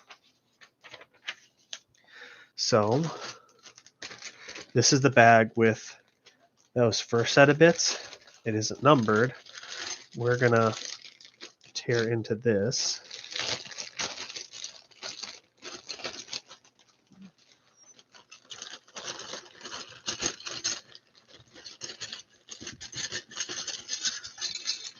Yes, that good old Lego ASMR noises. So keep your parts sorted, ladies and gentlemen. It'll make your life easier. And hey, wouldn't you know, they've done me a solid and they've silk screened this on place. So I don't have to have a fiddly, terrible looking sticker that got crushed in shipping on my fender. And 2 of them say Raptor and 2 of them don't. So those are the rear ones, looking at the product box photo.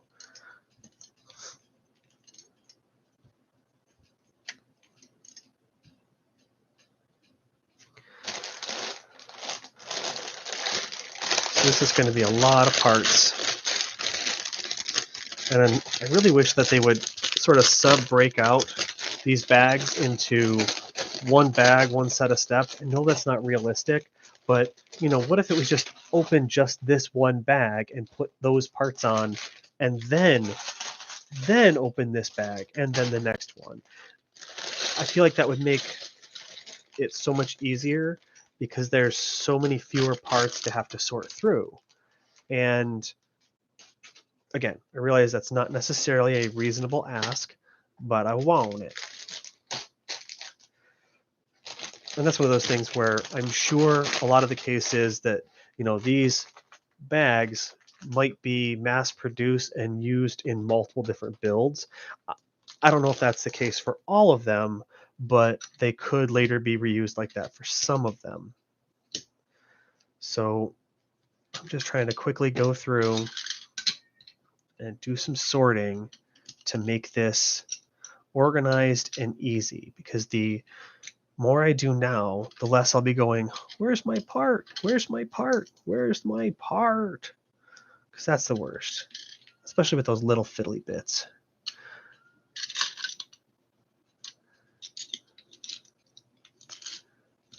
Okay, so there's those. And L shapes and little bits. Every little bit of organization is going to make this slightly easier. So I would have never found that. It was stuck in here.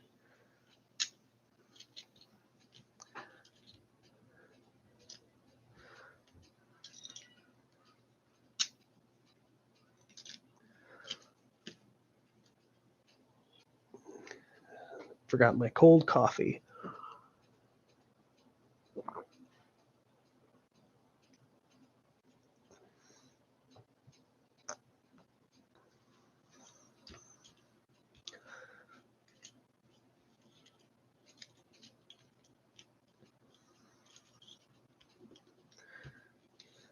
Hey, and some actual traditional Lego stud bits. Would you believe it?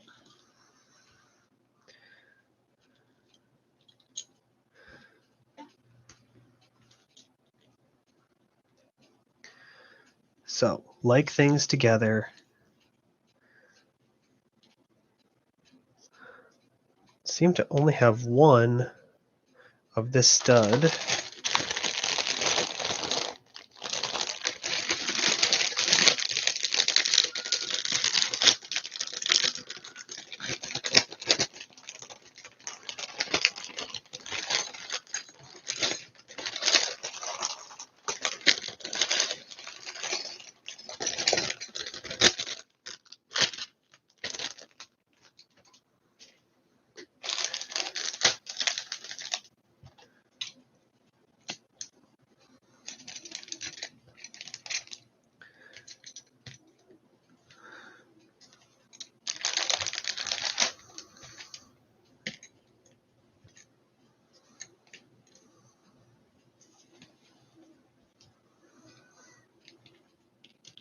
Well, my cat sure is worked up. I don't know if he's being picked up on my mic or not, but he's just meow, meow, meow, meow, meow, meow, meow.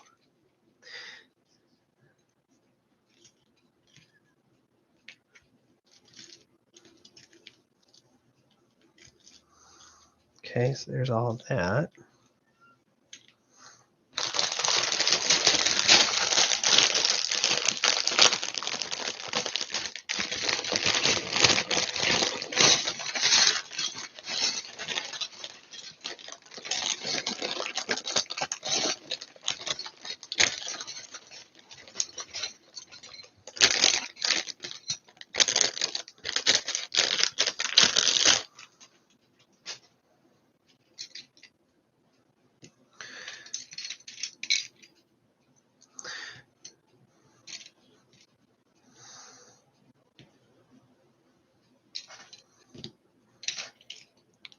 Oh, those aren't the same, but they're interesting.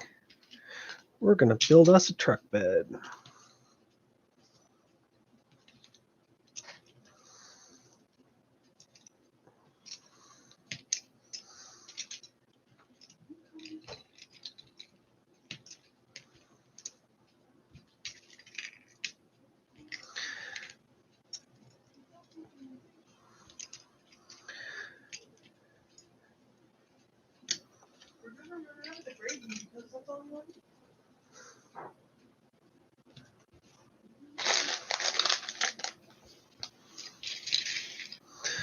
So we've got these littler fiddly bits.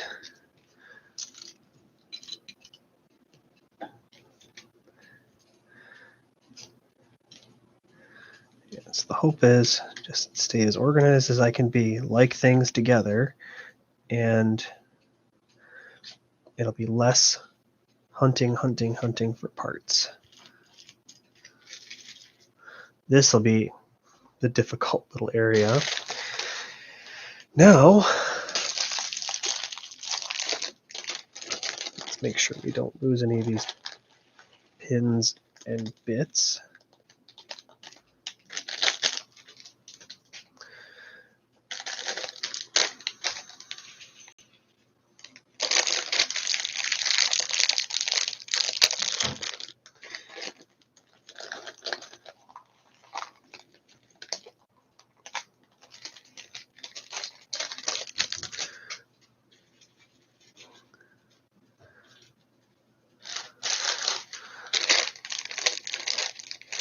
And I bet we're just going to fasten the ever-living crap out of the truck bed parts, and that's why I have so many of these black pegs.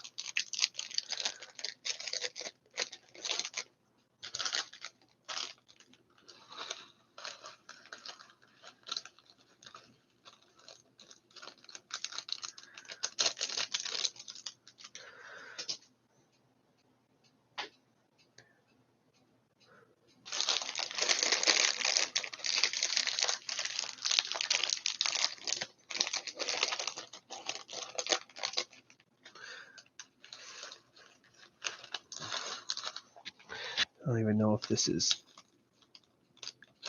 showing on here. Yep, that's the edge of the camera's view. Just making sure I'm not leaving anything on in the bag there.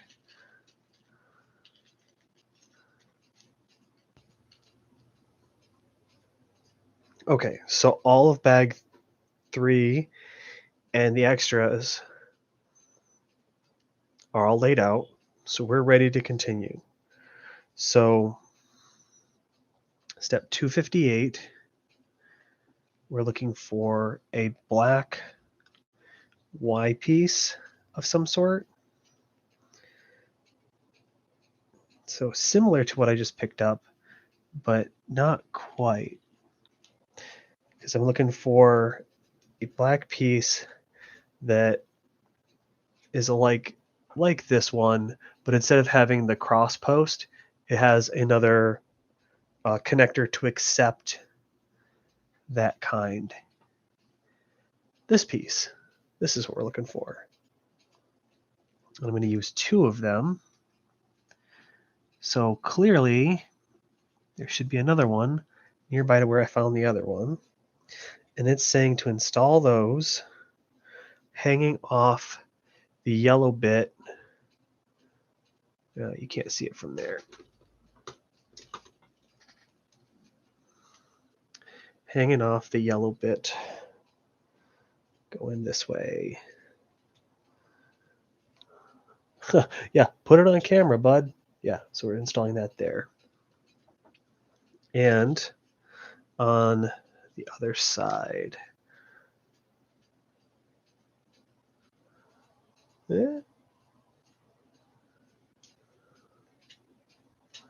Like that. Okay, so there's those 2 pieces for 258. And then 259, oh, we're going to do something real interesting here. We're going to take, and this is where it's really nice having these one-to-ones, because I could just pick a part that I think is right, match it up, and if it's not the right size, that's okay. Just go get the other one. I'm going to put 2, so skip 1 and put in a pin to stud, skip 1 again, pin to stud, pin to stud, a blue, that's a push through, skip 1, and then a black pin. Okay, so then it's saying put it upright, and we're going to attach it to the main body from this piece. So the bottom of this and the blue piece above. Oh, the top wanted to go, ow, pinch my finger.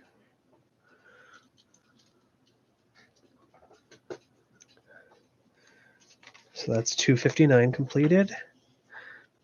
And now we're making some other assembly.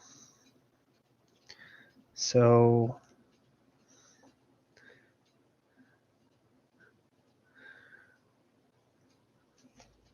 I've got this piece, and we're going to use 6 black pins. 1, 2, 3, 4, 5, and 6. 5, 6.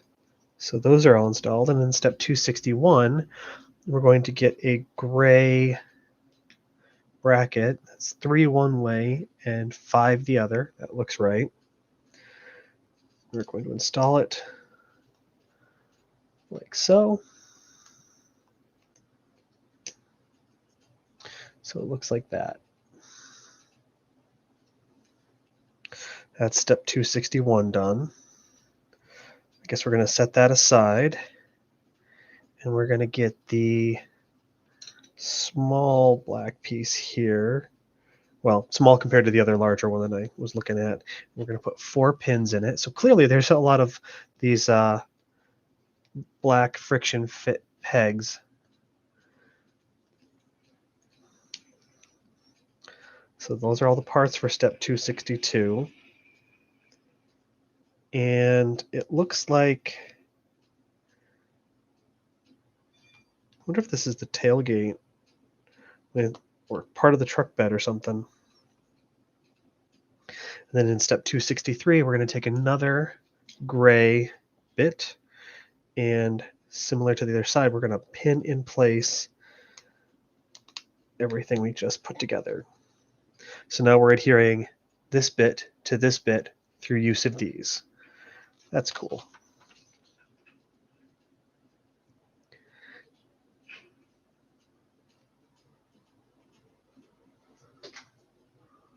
I'm curious what's going out my window. They are towing somebody's car. I can't tell who it is from my angle. Just got a Gladys Kravitz out my window. You know, the old nosy lady from Bewitched. That one-to-one sizer, just so incredibly useful. No counting, just comparing. So in step 264, we're just adding this singular piece. And in 265, we're doing something more complicated by getting this gray. That's the right length. We're going to put it in a yellow pin adapter. And we're going to put one on each side of it.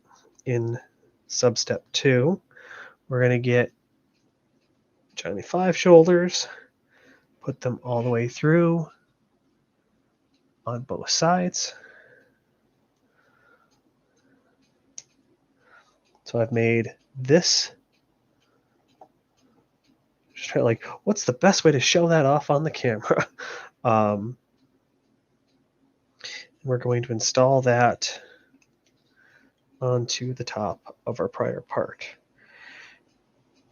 And then it looks like there's going to be 2 more Johnny 5 shoulders going the other way, and this will be part of some attachment to the main chassis, I assume.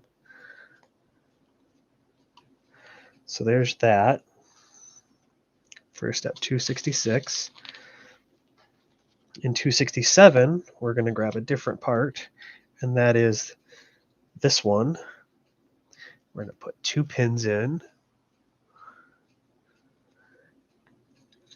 one on either side. And then it's giving me the flip around symbol. And then apparently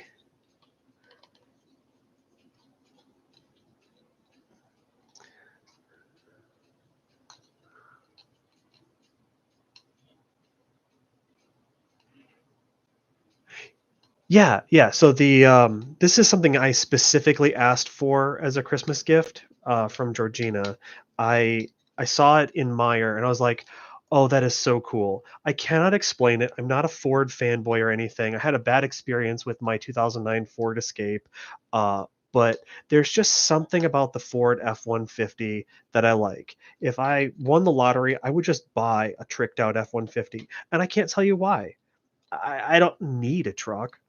I mean, there's just something about it. And of course, you know, with my own money that I've earned, I can't imagine buying the Raptor.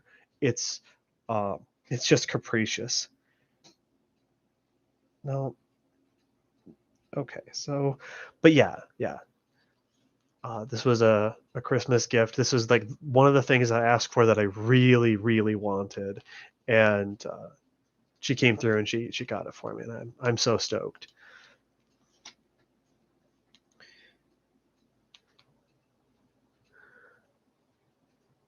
Let's see. So 267, I've got that finished. It was literally just adding those 3 parts, and it looks like we've got it at this angle here, but it'll do whatever, and I'm wondering what the deal is. But the manual has it at that kind of angle.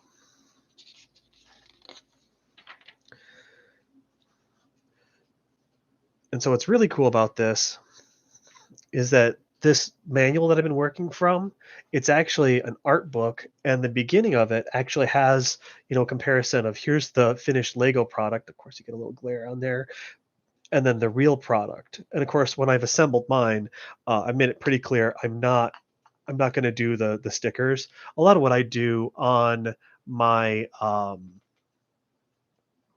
car modifications is I debadge my cars. Like I was telling my story about my old Dodge Intrepid, like people who didn't know about cars would always ask, what kind of car is that? Because I took the Dodge symbol off the front hood, and I took the Dodge and Intrepid lettering off of the driver and passenger front doors, and then the trunk lid, and it's like there's no branding on it. I love debranding stuff, which I bet the company Dbrand was probably founded on that idea. But this goes through having pictures and information about the real Raptor, and we've got pages that go into other versions of Ford's line of trucks leading from their inception from the Model TT, the Model T truck, all the way through to the more recognizable to me, the 97 to 2003 F-150, to the 2009 to 14 generation. And then this is the 3rd generation Ford F-150 Raptor. So there's other Raptor editions that they physically made. Let's see. That's how he feels about Jeep Wranglers. Well, if they had a Jeep Wrangler Lego kit, that'd be fun to do too. One of the things I keep seeing Jeeps on the road doing is like there's these front headlight RGB where they can just be any color. And I don't know if that's from the factory like that or if that's a mod that they've done, but I keep seeing this yellow Jeep. And of course, it's not a Wrangler, but it's a Jeep of some sort where it's yellow paint, and then the front headlight assembly has an RGB ring around the headlight set to yellow. And I've seen other ones that are a dark color where that RGB ring around the headlight is set to blue.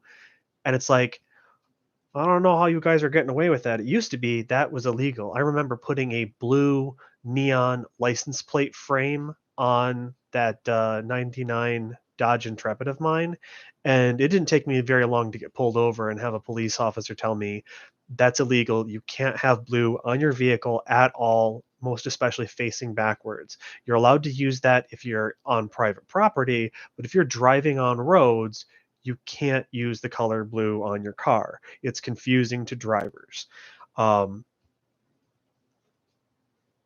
So how they have colored LED lights while driving, I have no idea. Maybe they just haven't gotten stopped yet. Maybe the laws have changed.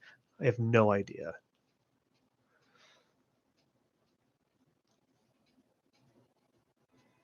Okay. Oh, so we're actually making the back seat bench is what we're doing.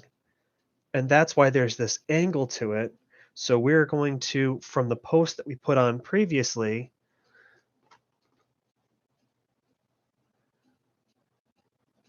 yeah, that was definitely pre cell phones. Man, I cannot drive anywhere without getting absolutely enraged because people are always looking at their cell phone and not the road.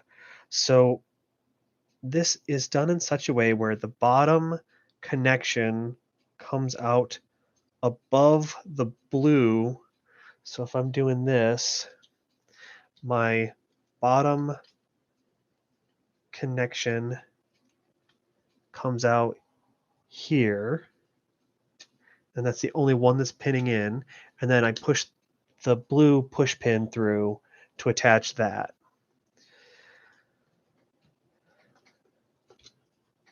Then it's telling me, so that's 268, the back seat is partially installed. Then it's telling me to get a black 4 long and a orange adapter bit. I'm going to have to stop my stream eventually and get some lunch. I ended up waking up late and I haven't had anything, and it's like my tummy's rumbling. So there's that step. So we're bringing that forward. That's just those two pieces for $269. And now we're going to make this other assembly here. And I'm assuming that this is going to be the base of the truck bed, or no, this could be the hood. I'm going to guess hood. So we're going to start with one of these with the one line, this piece here. I'm going to flip it over, and I'm going to put 4 of the blue pins. But yes, Steve, I would say if you're on the stream and want to shoot the shit, I could actually go over, and if you wanted to start a call and mute the YouTube stream and just shoot the shit while I do this, I'd invite you to do that. And if you're just doing other things while you're listening, that's fine too. You can be as chatty as you want in the Discord channel, or we can do a call together and whatnot. It's whatever. I don't really have any plan for this stream or this video. It's just a thing that I'm doing. So hanging out any way you want to do while I do this would be great.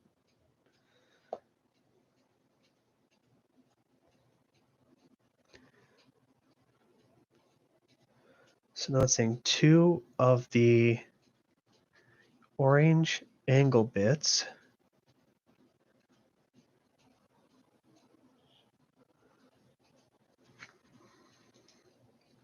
These.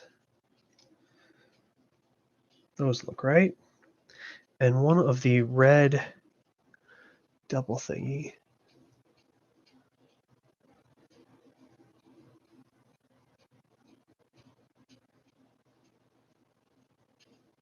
Okay, yeah, I'm going to do this until I'm finished. So it looks like I'm in 2 hours in. I probably have another hour or two, and I'm going to stay on stream recording the entire time. So while you're doing other stuff, feel free to sound off in the chat as much as you like. And if I end up stopping this and you want to do a call to just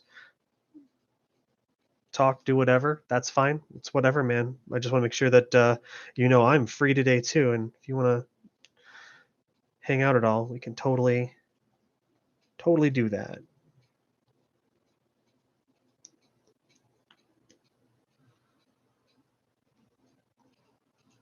Yeah, I'm in this weird spot where I finished Death Stranding and I just absolutely loved it, but I still have achievements left to do.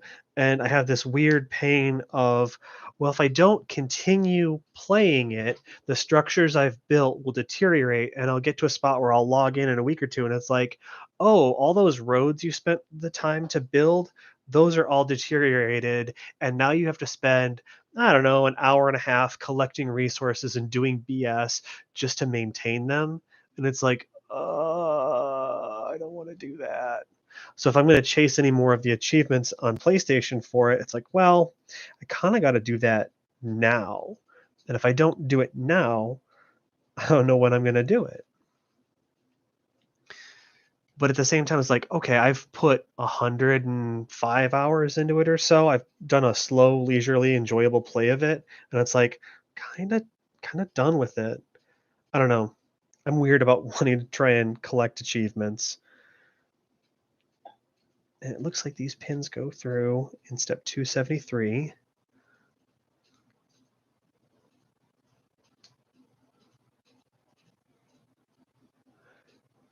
Yeah, so I do want to watch that video that you linked to me before with all the extra stuff. I did find out I was super annoyed where there's an early option to get into a mission that's only in the director's cut, but it says, oh, well, we recommend having the something maser gun. And it's like, oh, well, I don't have that. Well, the truth is, I looked it up later, like, no, the mission will give that to you if you accept the mission. you don't have to do anything special. I was thinking that like, oh, eventually as I keep playing the game, it'll unlock that. And it's like, nope, nope. I could have done that mission right as soon as it was given to me, but I didn't because I misunderstood. So that was a little annoying. Okay, so what am I doing here on this step? So on step 274, I need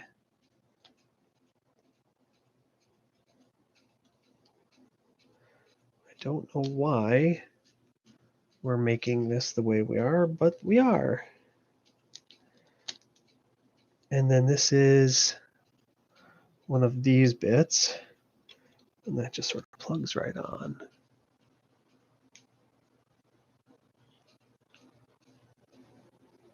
So that's step 274 done.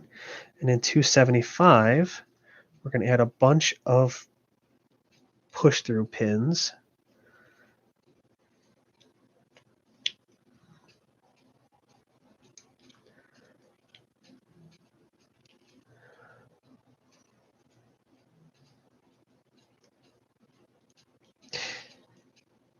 I'd also say that like I'm really glad about Death Stranding that there aren't multiple endings because I just couldn't imagine having to chase down extra stuff. There's just so much to the game. Okay,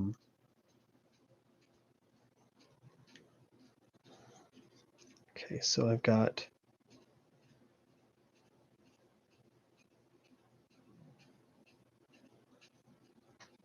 okay, so I'm still up here on 275. I started looking at 276 and I was like, whoa, where did I miss all this extra stuff I'm supposed to put in? It's like, no, dude, you're not on that step yet. So that's all those four, so that's good. And then in this, I'm gonna take two of these orange boys and we're gonna connect up the adapter blue ones here. And these get plugged in on the far sides. And then pin through.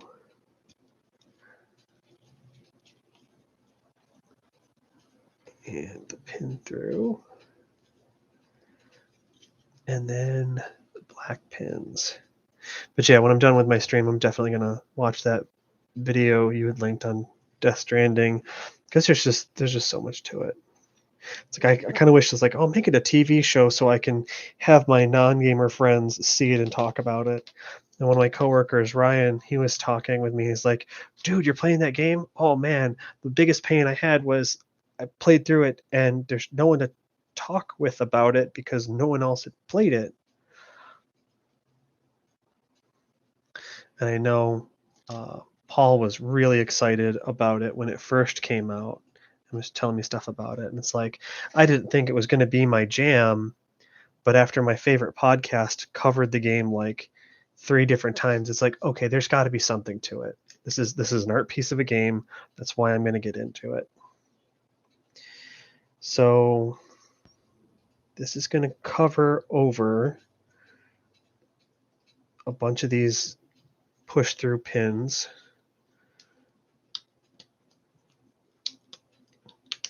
Now, if I can get them to all insert at the same time.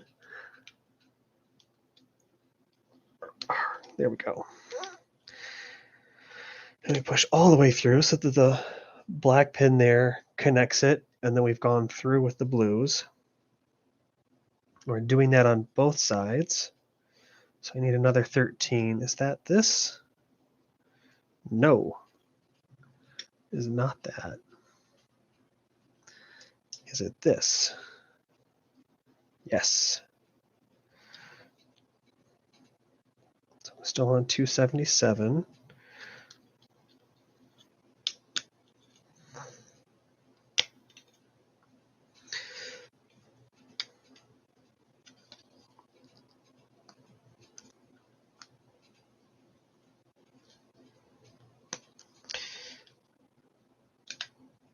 So that snaps right in.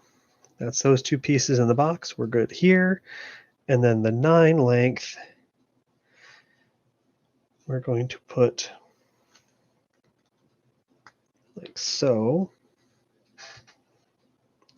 another 9 length.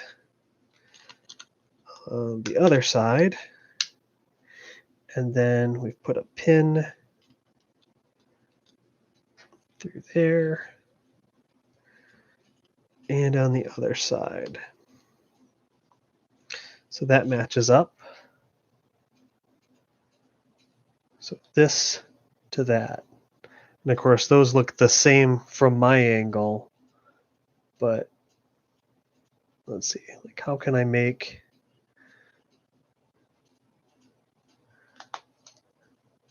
it's like how can I make the piece look to you the way it looks? Like I'm looking through a mirror here. Yeah? Something like that.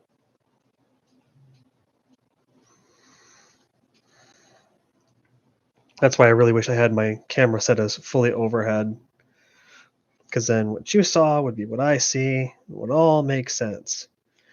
So then these push through. We're doing 4 of them. So these are going to go all the way through and all the way through. And we're doing it on both sides. So this should add some serious rigidity to this part set. So 279, we're just putting those 4 blue pieces in. And then I need some L bits. And there's 5 holes by 3 holes.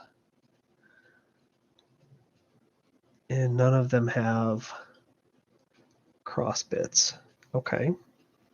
So now it goes through the corner. That snaps right in.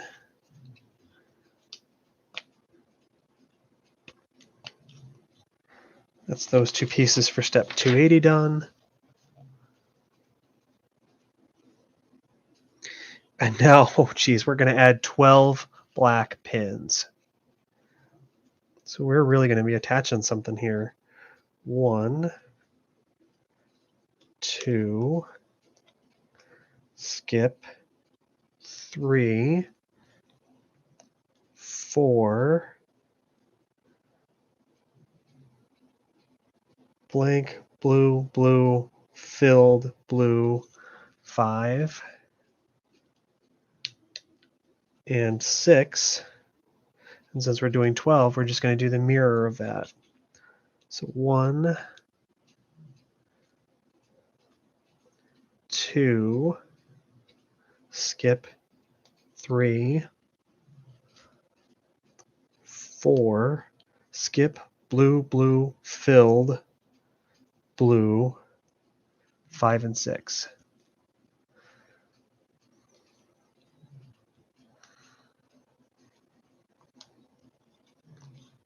So that's step 281 done. We've just made sure that those are done correctly.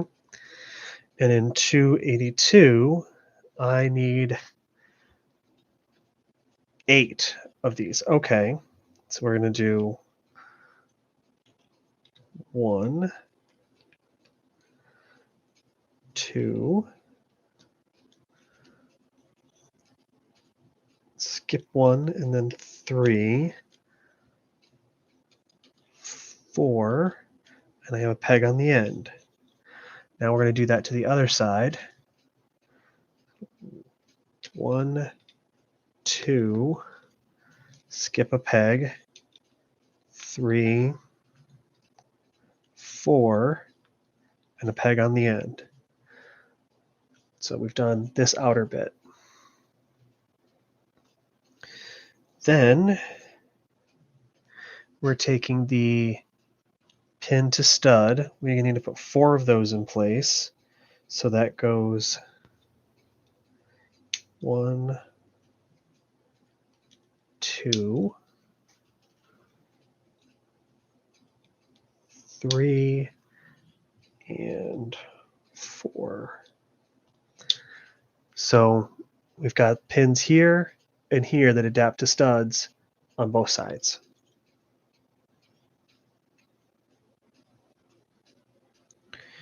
So now we need a 7. That's this that I already have handy. And we're going to plug that right on the front here. If I can just get the, slam it in. And then we're going to put 2 pegs on the outer 2 holes. So that matches up for step 284 done.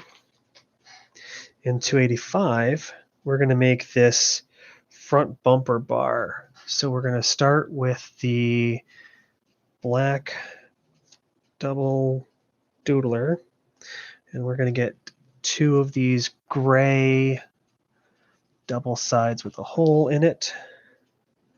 We're going to insert those, with the hole facing towards me. So there's that. And then we've got the black with an angle, this piece, with its hole facing upwards. And I need another one. And then the beige pin to cross. I really wish I knew what these different colors were for color coding. Is it different levels of friction fit? What is it that makes them different? Attach that to the front. So that's the piece we just built. Then in 286, we're going to take these yellow pin throughs. They go on the inside. They go in just one. I can only imagine that this is the hood. So that looks correct. So 286. Yeah, no. If you were looking along, it's like, no, dude, this is not the hood. This is the roof. So that's interesting.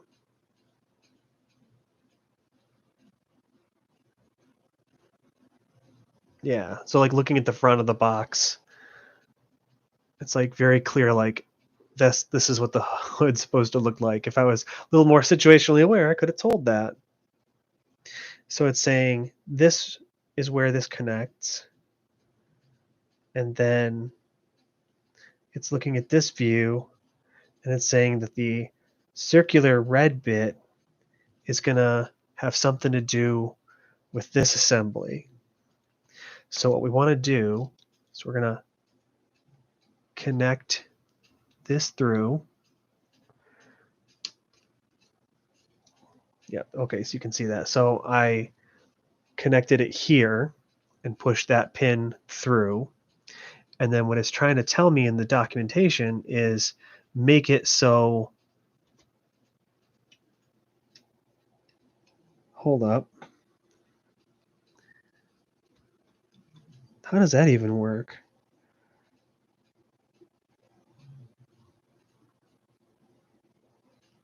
Oh, because I've done it wrong, see? I attached this pin incorrectly. So what it's supposed to be is that this pin goes to the top of this piece because it has to have better rigidity. So I'm going to plug in that, and it's got a little red arrow telling me to go ahead and push that through. So now that holds upright, and I have to be sure to plug through that. So like the rotation for the wheels is here, and it aligns through here. I'm going to eventually have to put something through here to get that to connect up to the steering, because I'm assuming I will be able to steer from up here to play with the toy. But if you look at the box, there's nothing on that roof. So we'll see how that shakes out.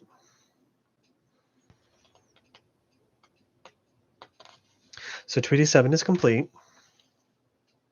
In 288, oh, here we go. It's exactly what I was expecting. We're going to find the gray nail piece, verify its size,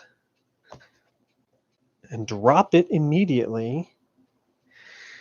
Oh, buddy, that's hard to get. Okay.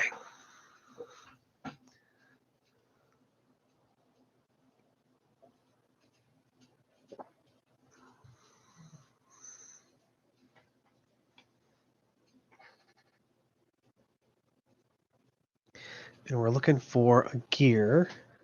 I can only assume it's this one. Put that all the way through. And then I'm using one of these. And so it's saying put that through on this topper.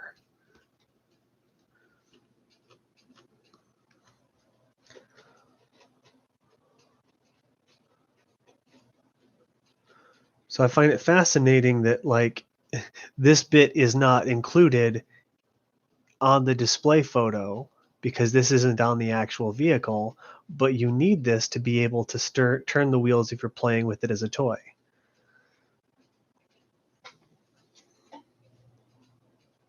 The F-150 Raptor also includes a high-tech cruise control system for low traction driving. Okay. So what I like about modern cruise control in my Honda is that it will automatically figure out, is there something in front of you? And if you have your cruise control, say, set to 70 on the freeway, and someone's going 67, it'll automatically slow down and maintain a distance that you can set from 3 different levels. And that's really nice. So that if you're using cruise control and traffic slows down, your car will automatically slow down to traffic speed and automatically speed back up. And that's cool. So I like some of those driver assist technologies, but like the lane assistance, I don't care about that. Lane keeping or automatic stuff. Like if I already have to have my hands on the wheel and I have to be doing the work, I don't need it to help keep me in the lanes. And as I see it, where I am, you don't always have the painted lines that a camera-based system is going to need properly painted or repainted. And it also doesn't work in the rain. Okay, so we're going to make an assembly using this black 11 long. That's this. I love not having to count. And we're going to put 4 of these. So 1,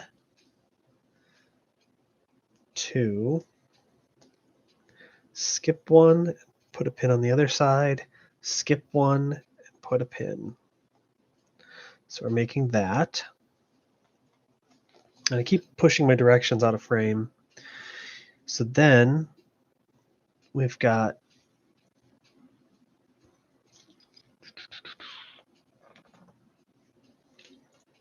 this piece. Turn it upside down. Get that installed. And then a pin to stud adapter in the next 4 spots.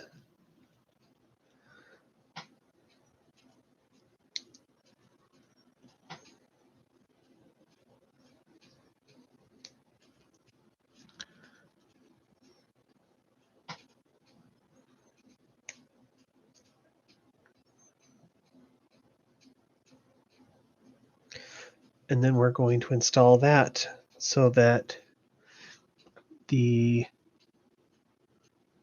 blue, oh, and it goes into that red bit. So plug into the blue up top, and there's a red bit down at the bottom for it. So that works.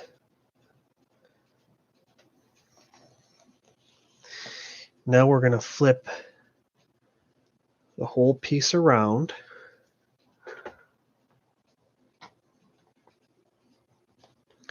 We're going to make another, this 15 long, skip, peg to stud, skip, peg to stud, peg to stud. So we're making that. So it's 3 of those. Then we're going to put a push through pin. Only pushed one in with the nubby bit right there. Then we're going to skip one, put a black pin. And then we're installing that such that the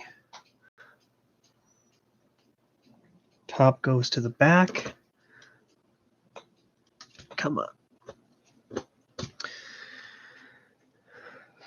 And then there's a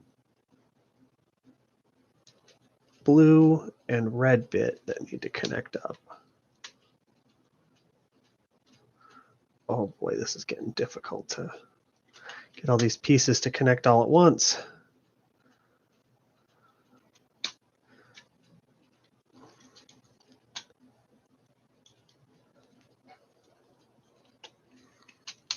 Because we've got to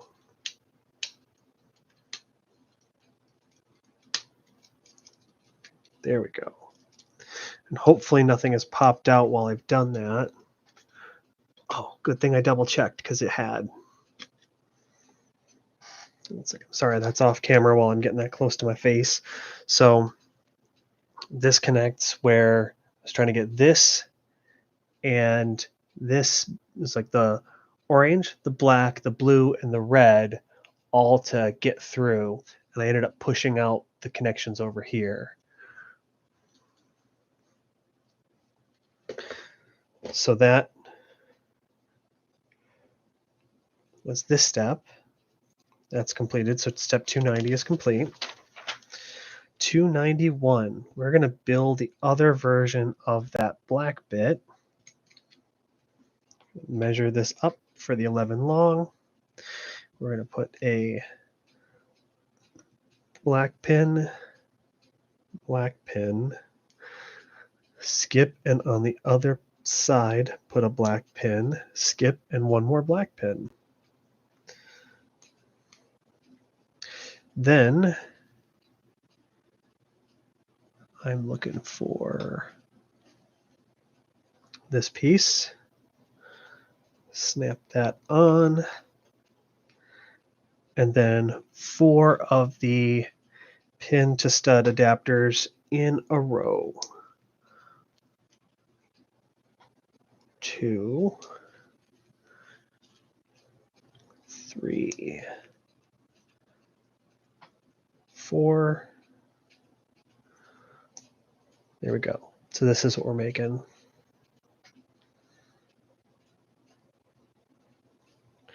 And that goes this way. And we're going to install it onto the main chassis. So what's the right way to hold this without breaking nothing?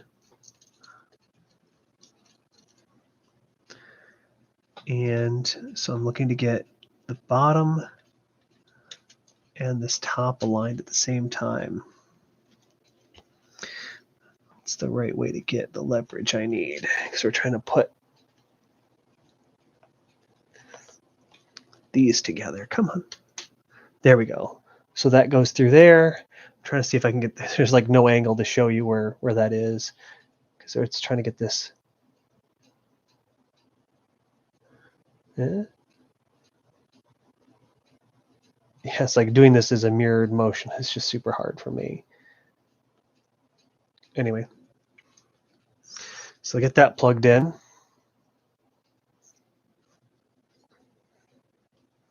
So that's the A pillar is going to go A pillar here. This is the B pillar we installed. This is the C pillar. I think those are the correct terminology for the parts we're working with. So then step 292, I'm going to get an orange bit and a stud or a pin to cross adapter, and we're going to make 4 of those. 2,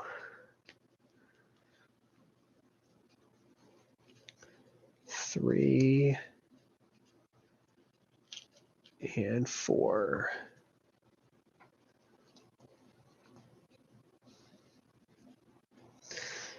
And it's saying to flip over our model this way. And we're installing these into, there's a spot with here.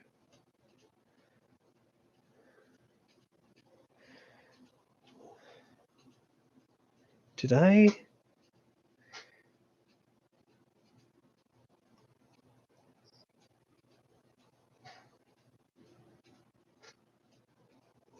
Okay, so here's one. It's like, where is these things I'm doing? And then on the other side, in this spot,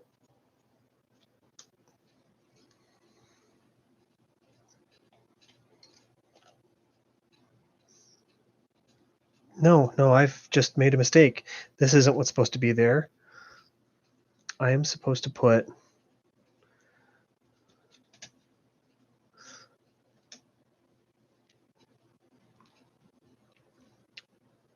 blue push-throughs.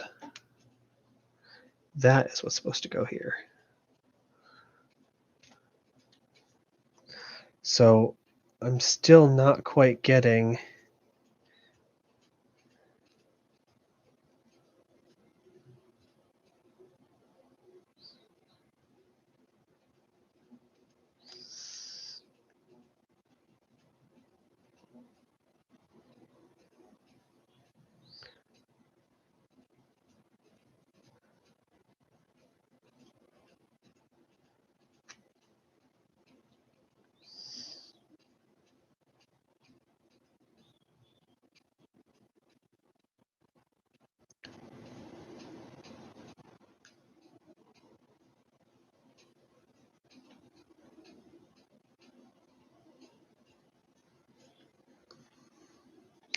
So I'm really struggling to understand in step 292 where I'm supposed to plug this, because so if I follow this line from this piece to the red connection here, and then it goes down, and there's supposed to be some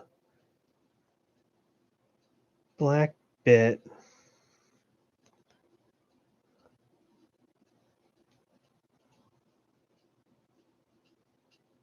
like here. What am I missing?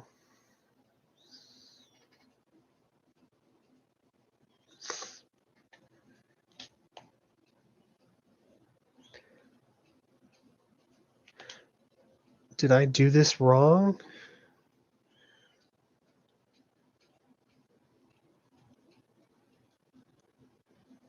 Yes, I did. So way back. Okay, so here's my problem. This is correct. This is incorrect. Correct? Incorrect. So now I somehow have to figure out, can I fix this?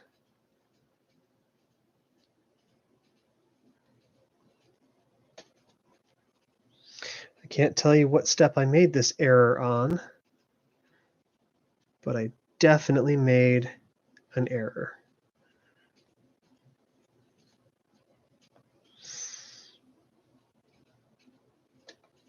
So I'm meticulously taking these off so I can put them back on in the correct order.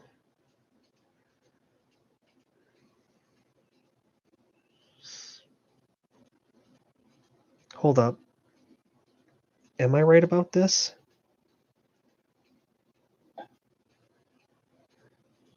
Yes.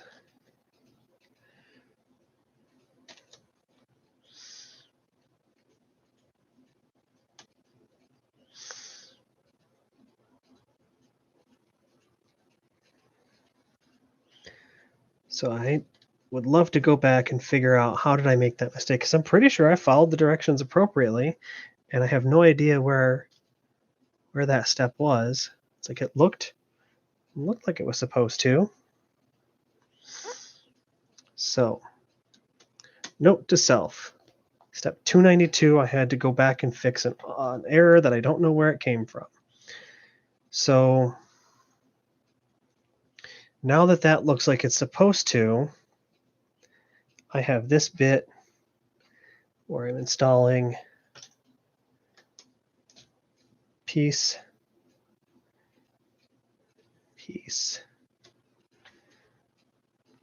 and over here, that piece, and that piece.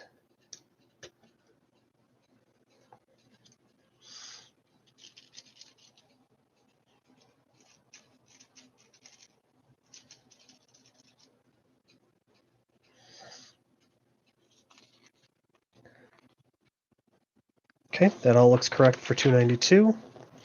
On to 293. So it's saying rotate us this way.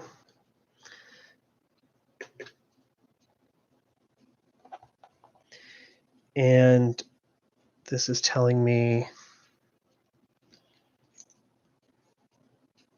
this piece here, and it says to put a sticker on it. This is for, like, I'm guessing floorboards. And again, I am not doing stickers on my build. So this passes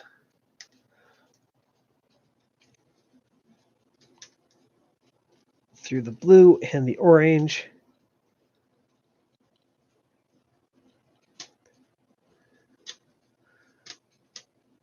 Like so. So we still got nubs coming out.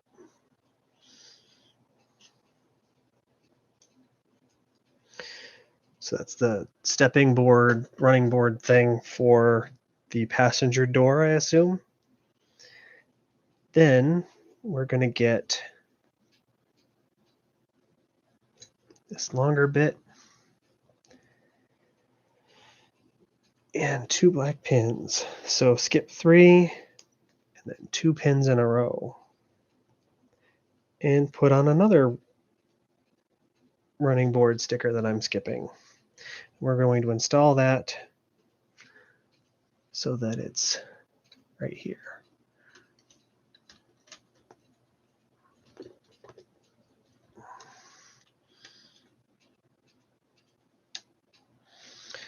Oh, come on.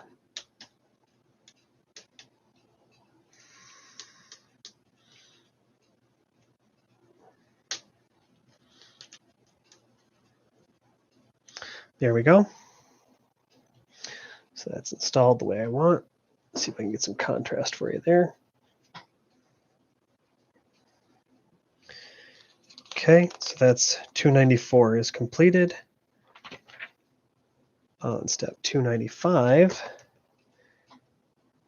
we're going to get this piece and install it to be the double for this.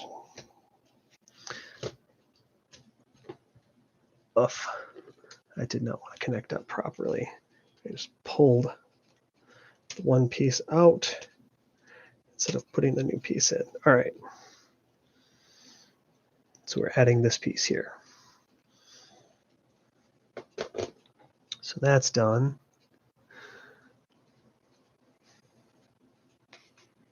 And again, we skip the sticker. And then that piece there. And we're going to do the rest of that running board. And it's going to cover from the blue to the 2 orange. Yeah, see, I keep pulling out, trying to brace myself instead of pushing in. Come on.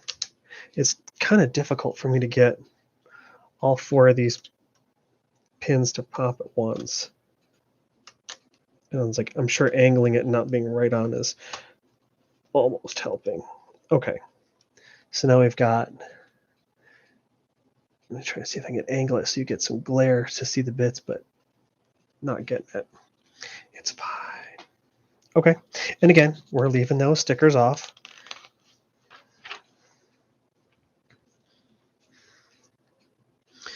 So now, as we continue this side, we're going to get 2 of these orange pieces and 2 Johnny 5 shoulders.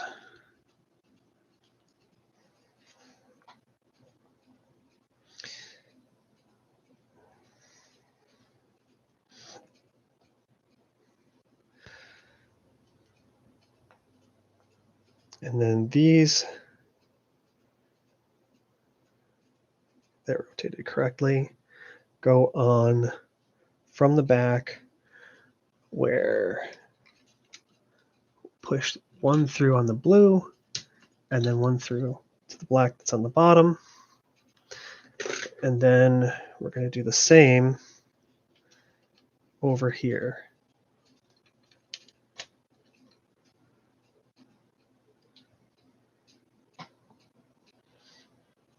That looks right. That's all those parts. Ooh, and now we're going to build what's in this box. So we're going to start with this bit. And we're going to put in a pair of black pins and a pair of push-through blues.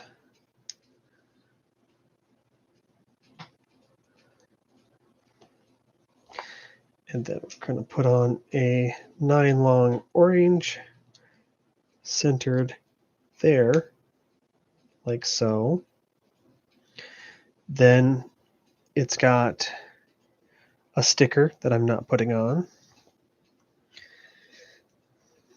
You're going to get tired of me saying I'm not putting the stickers on? Just wait till I regret it later.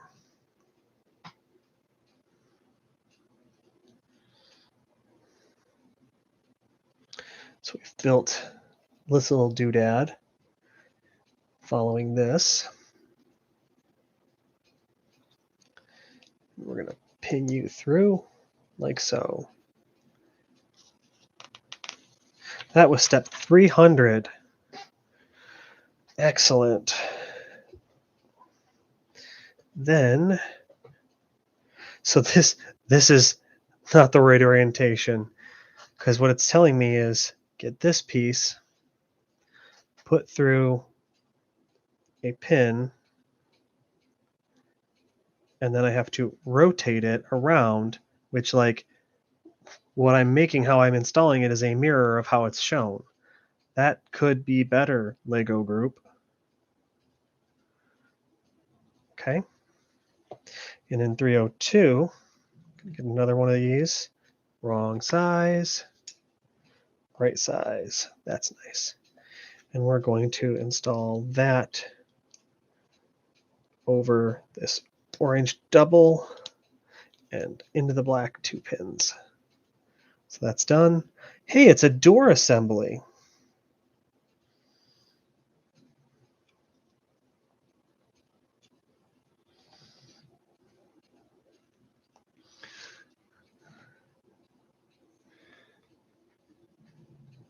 And it's in blue, so I nearly didn't notice it, but this arrow tells me we're going to take this, and there's a peg here that's just hidden where you can't see. We're going to go into that peg.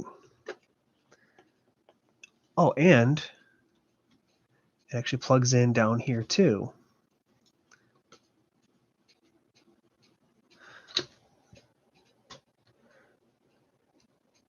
Neato. I don't know if it's forward or backward. It seems to do either.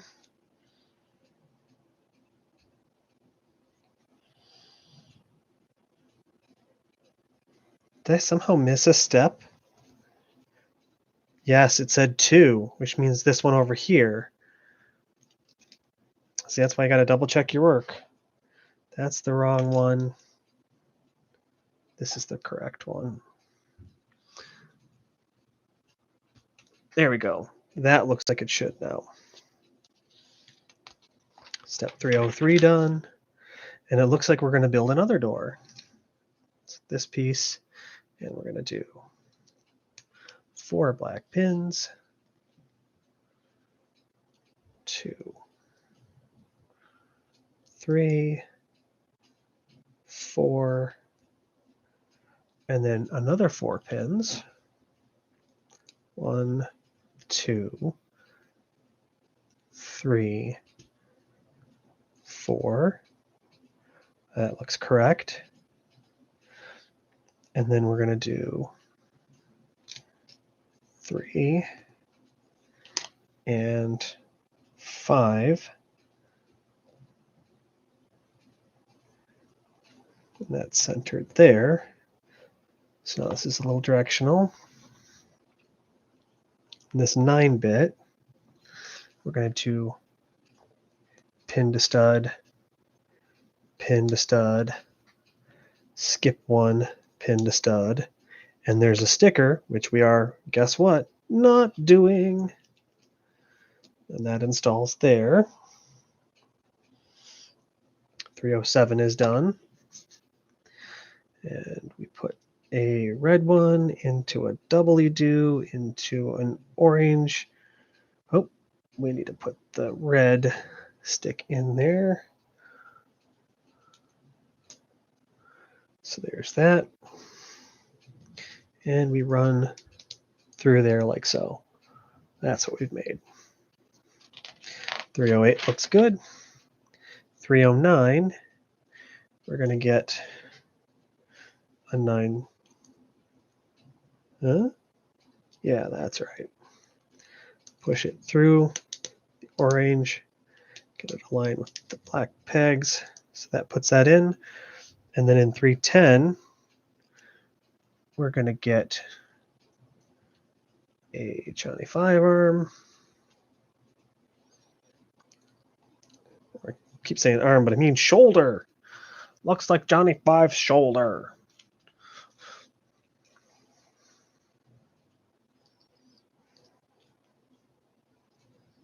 Okay, that looks good. Now we're going to get actual classic looking Lego bits.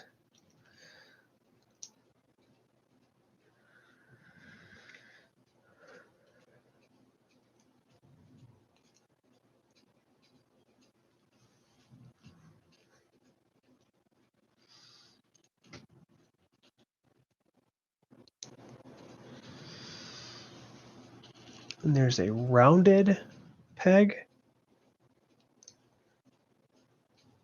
So we've made this little bit. And it's saying to attach it like so. That looks right. And then it is saying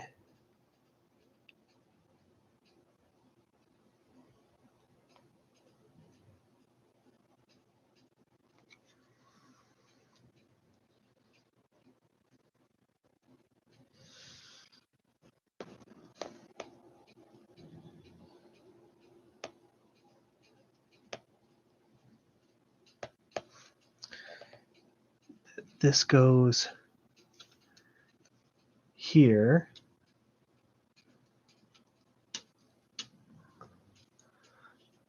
And then, okay, there's more to it than that.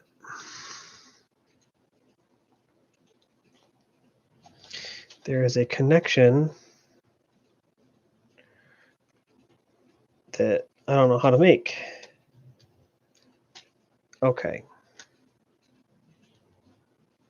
So what we had to do is make sure to slip this piece in through this.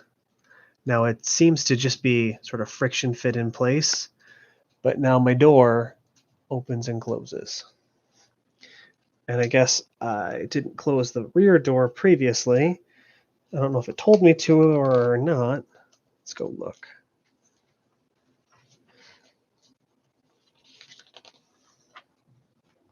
It didn't tell me to close it. So now I'm figuring out on my own in step 312 that I needed to close it. So that looks like it should. So I guess the thing would have been like insert down at the bottom to get this aligned and then plug this in at the top, not the way I did it, which was backwards from that. So a little indicator of do the lower one first and then do the second one could be helpful. Now it's saying turn it around. And what do you say? We're probably going to do the same steps that we just did on this other side. So it's saying do the running boards. And say it with me, kids. We're not putting the stickers on. It goes between these two.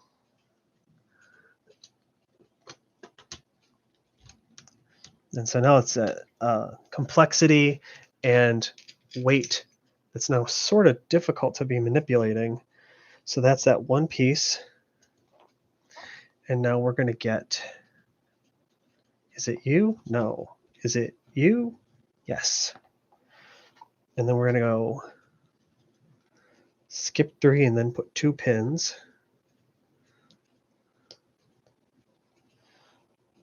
And skip the sticker. And we're going to put it such that it mates up next to the other one. Okay, this is going to be difficult to do that way.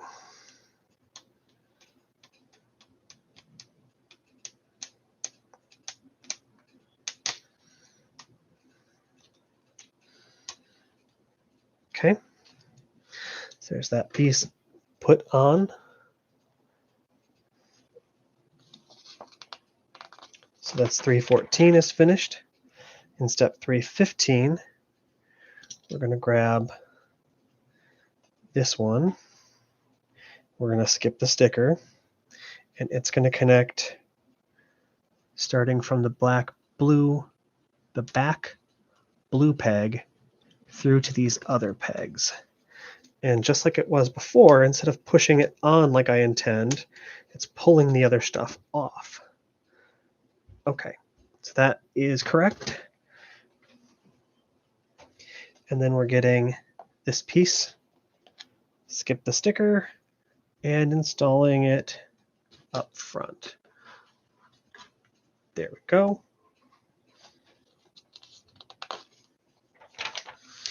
And right about now, I'm thinking I need to stop my stream, take a break, and I'll come back to this in a little bit. Thanks for watching. I'm going to have dinner and come back to it maybe half hour, 45 minutes, 6 o'clock.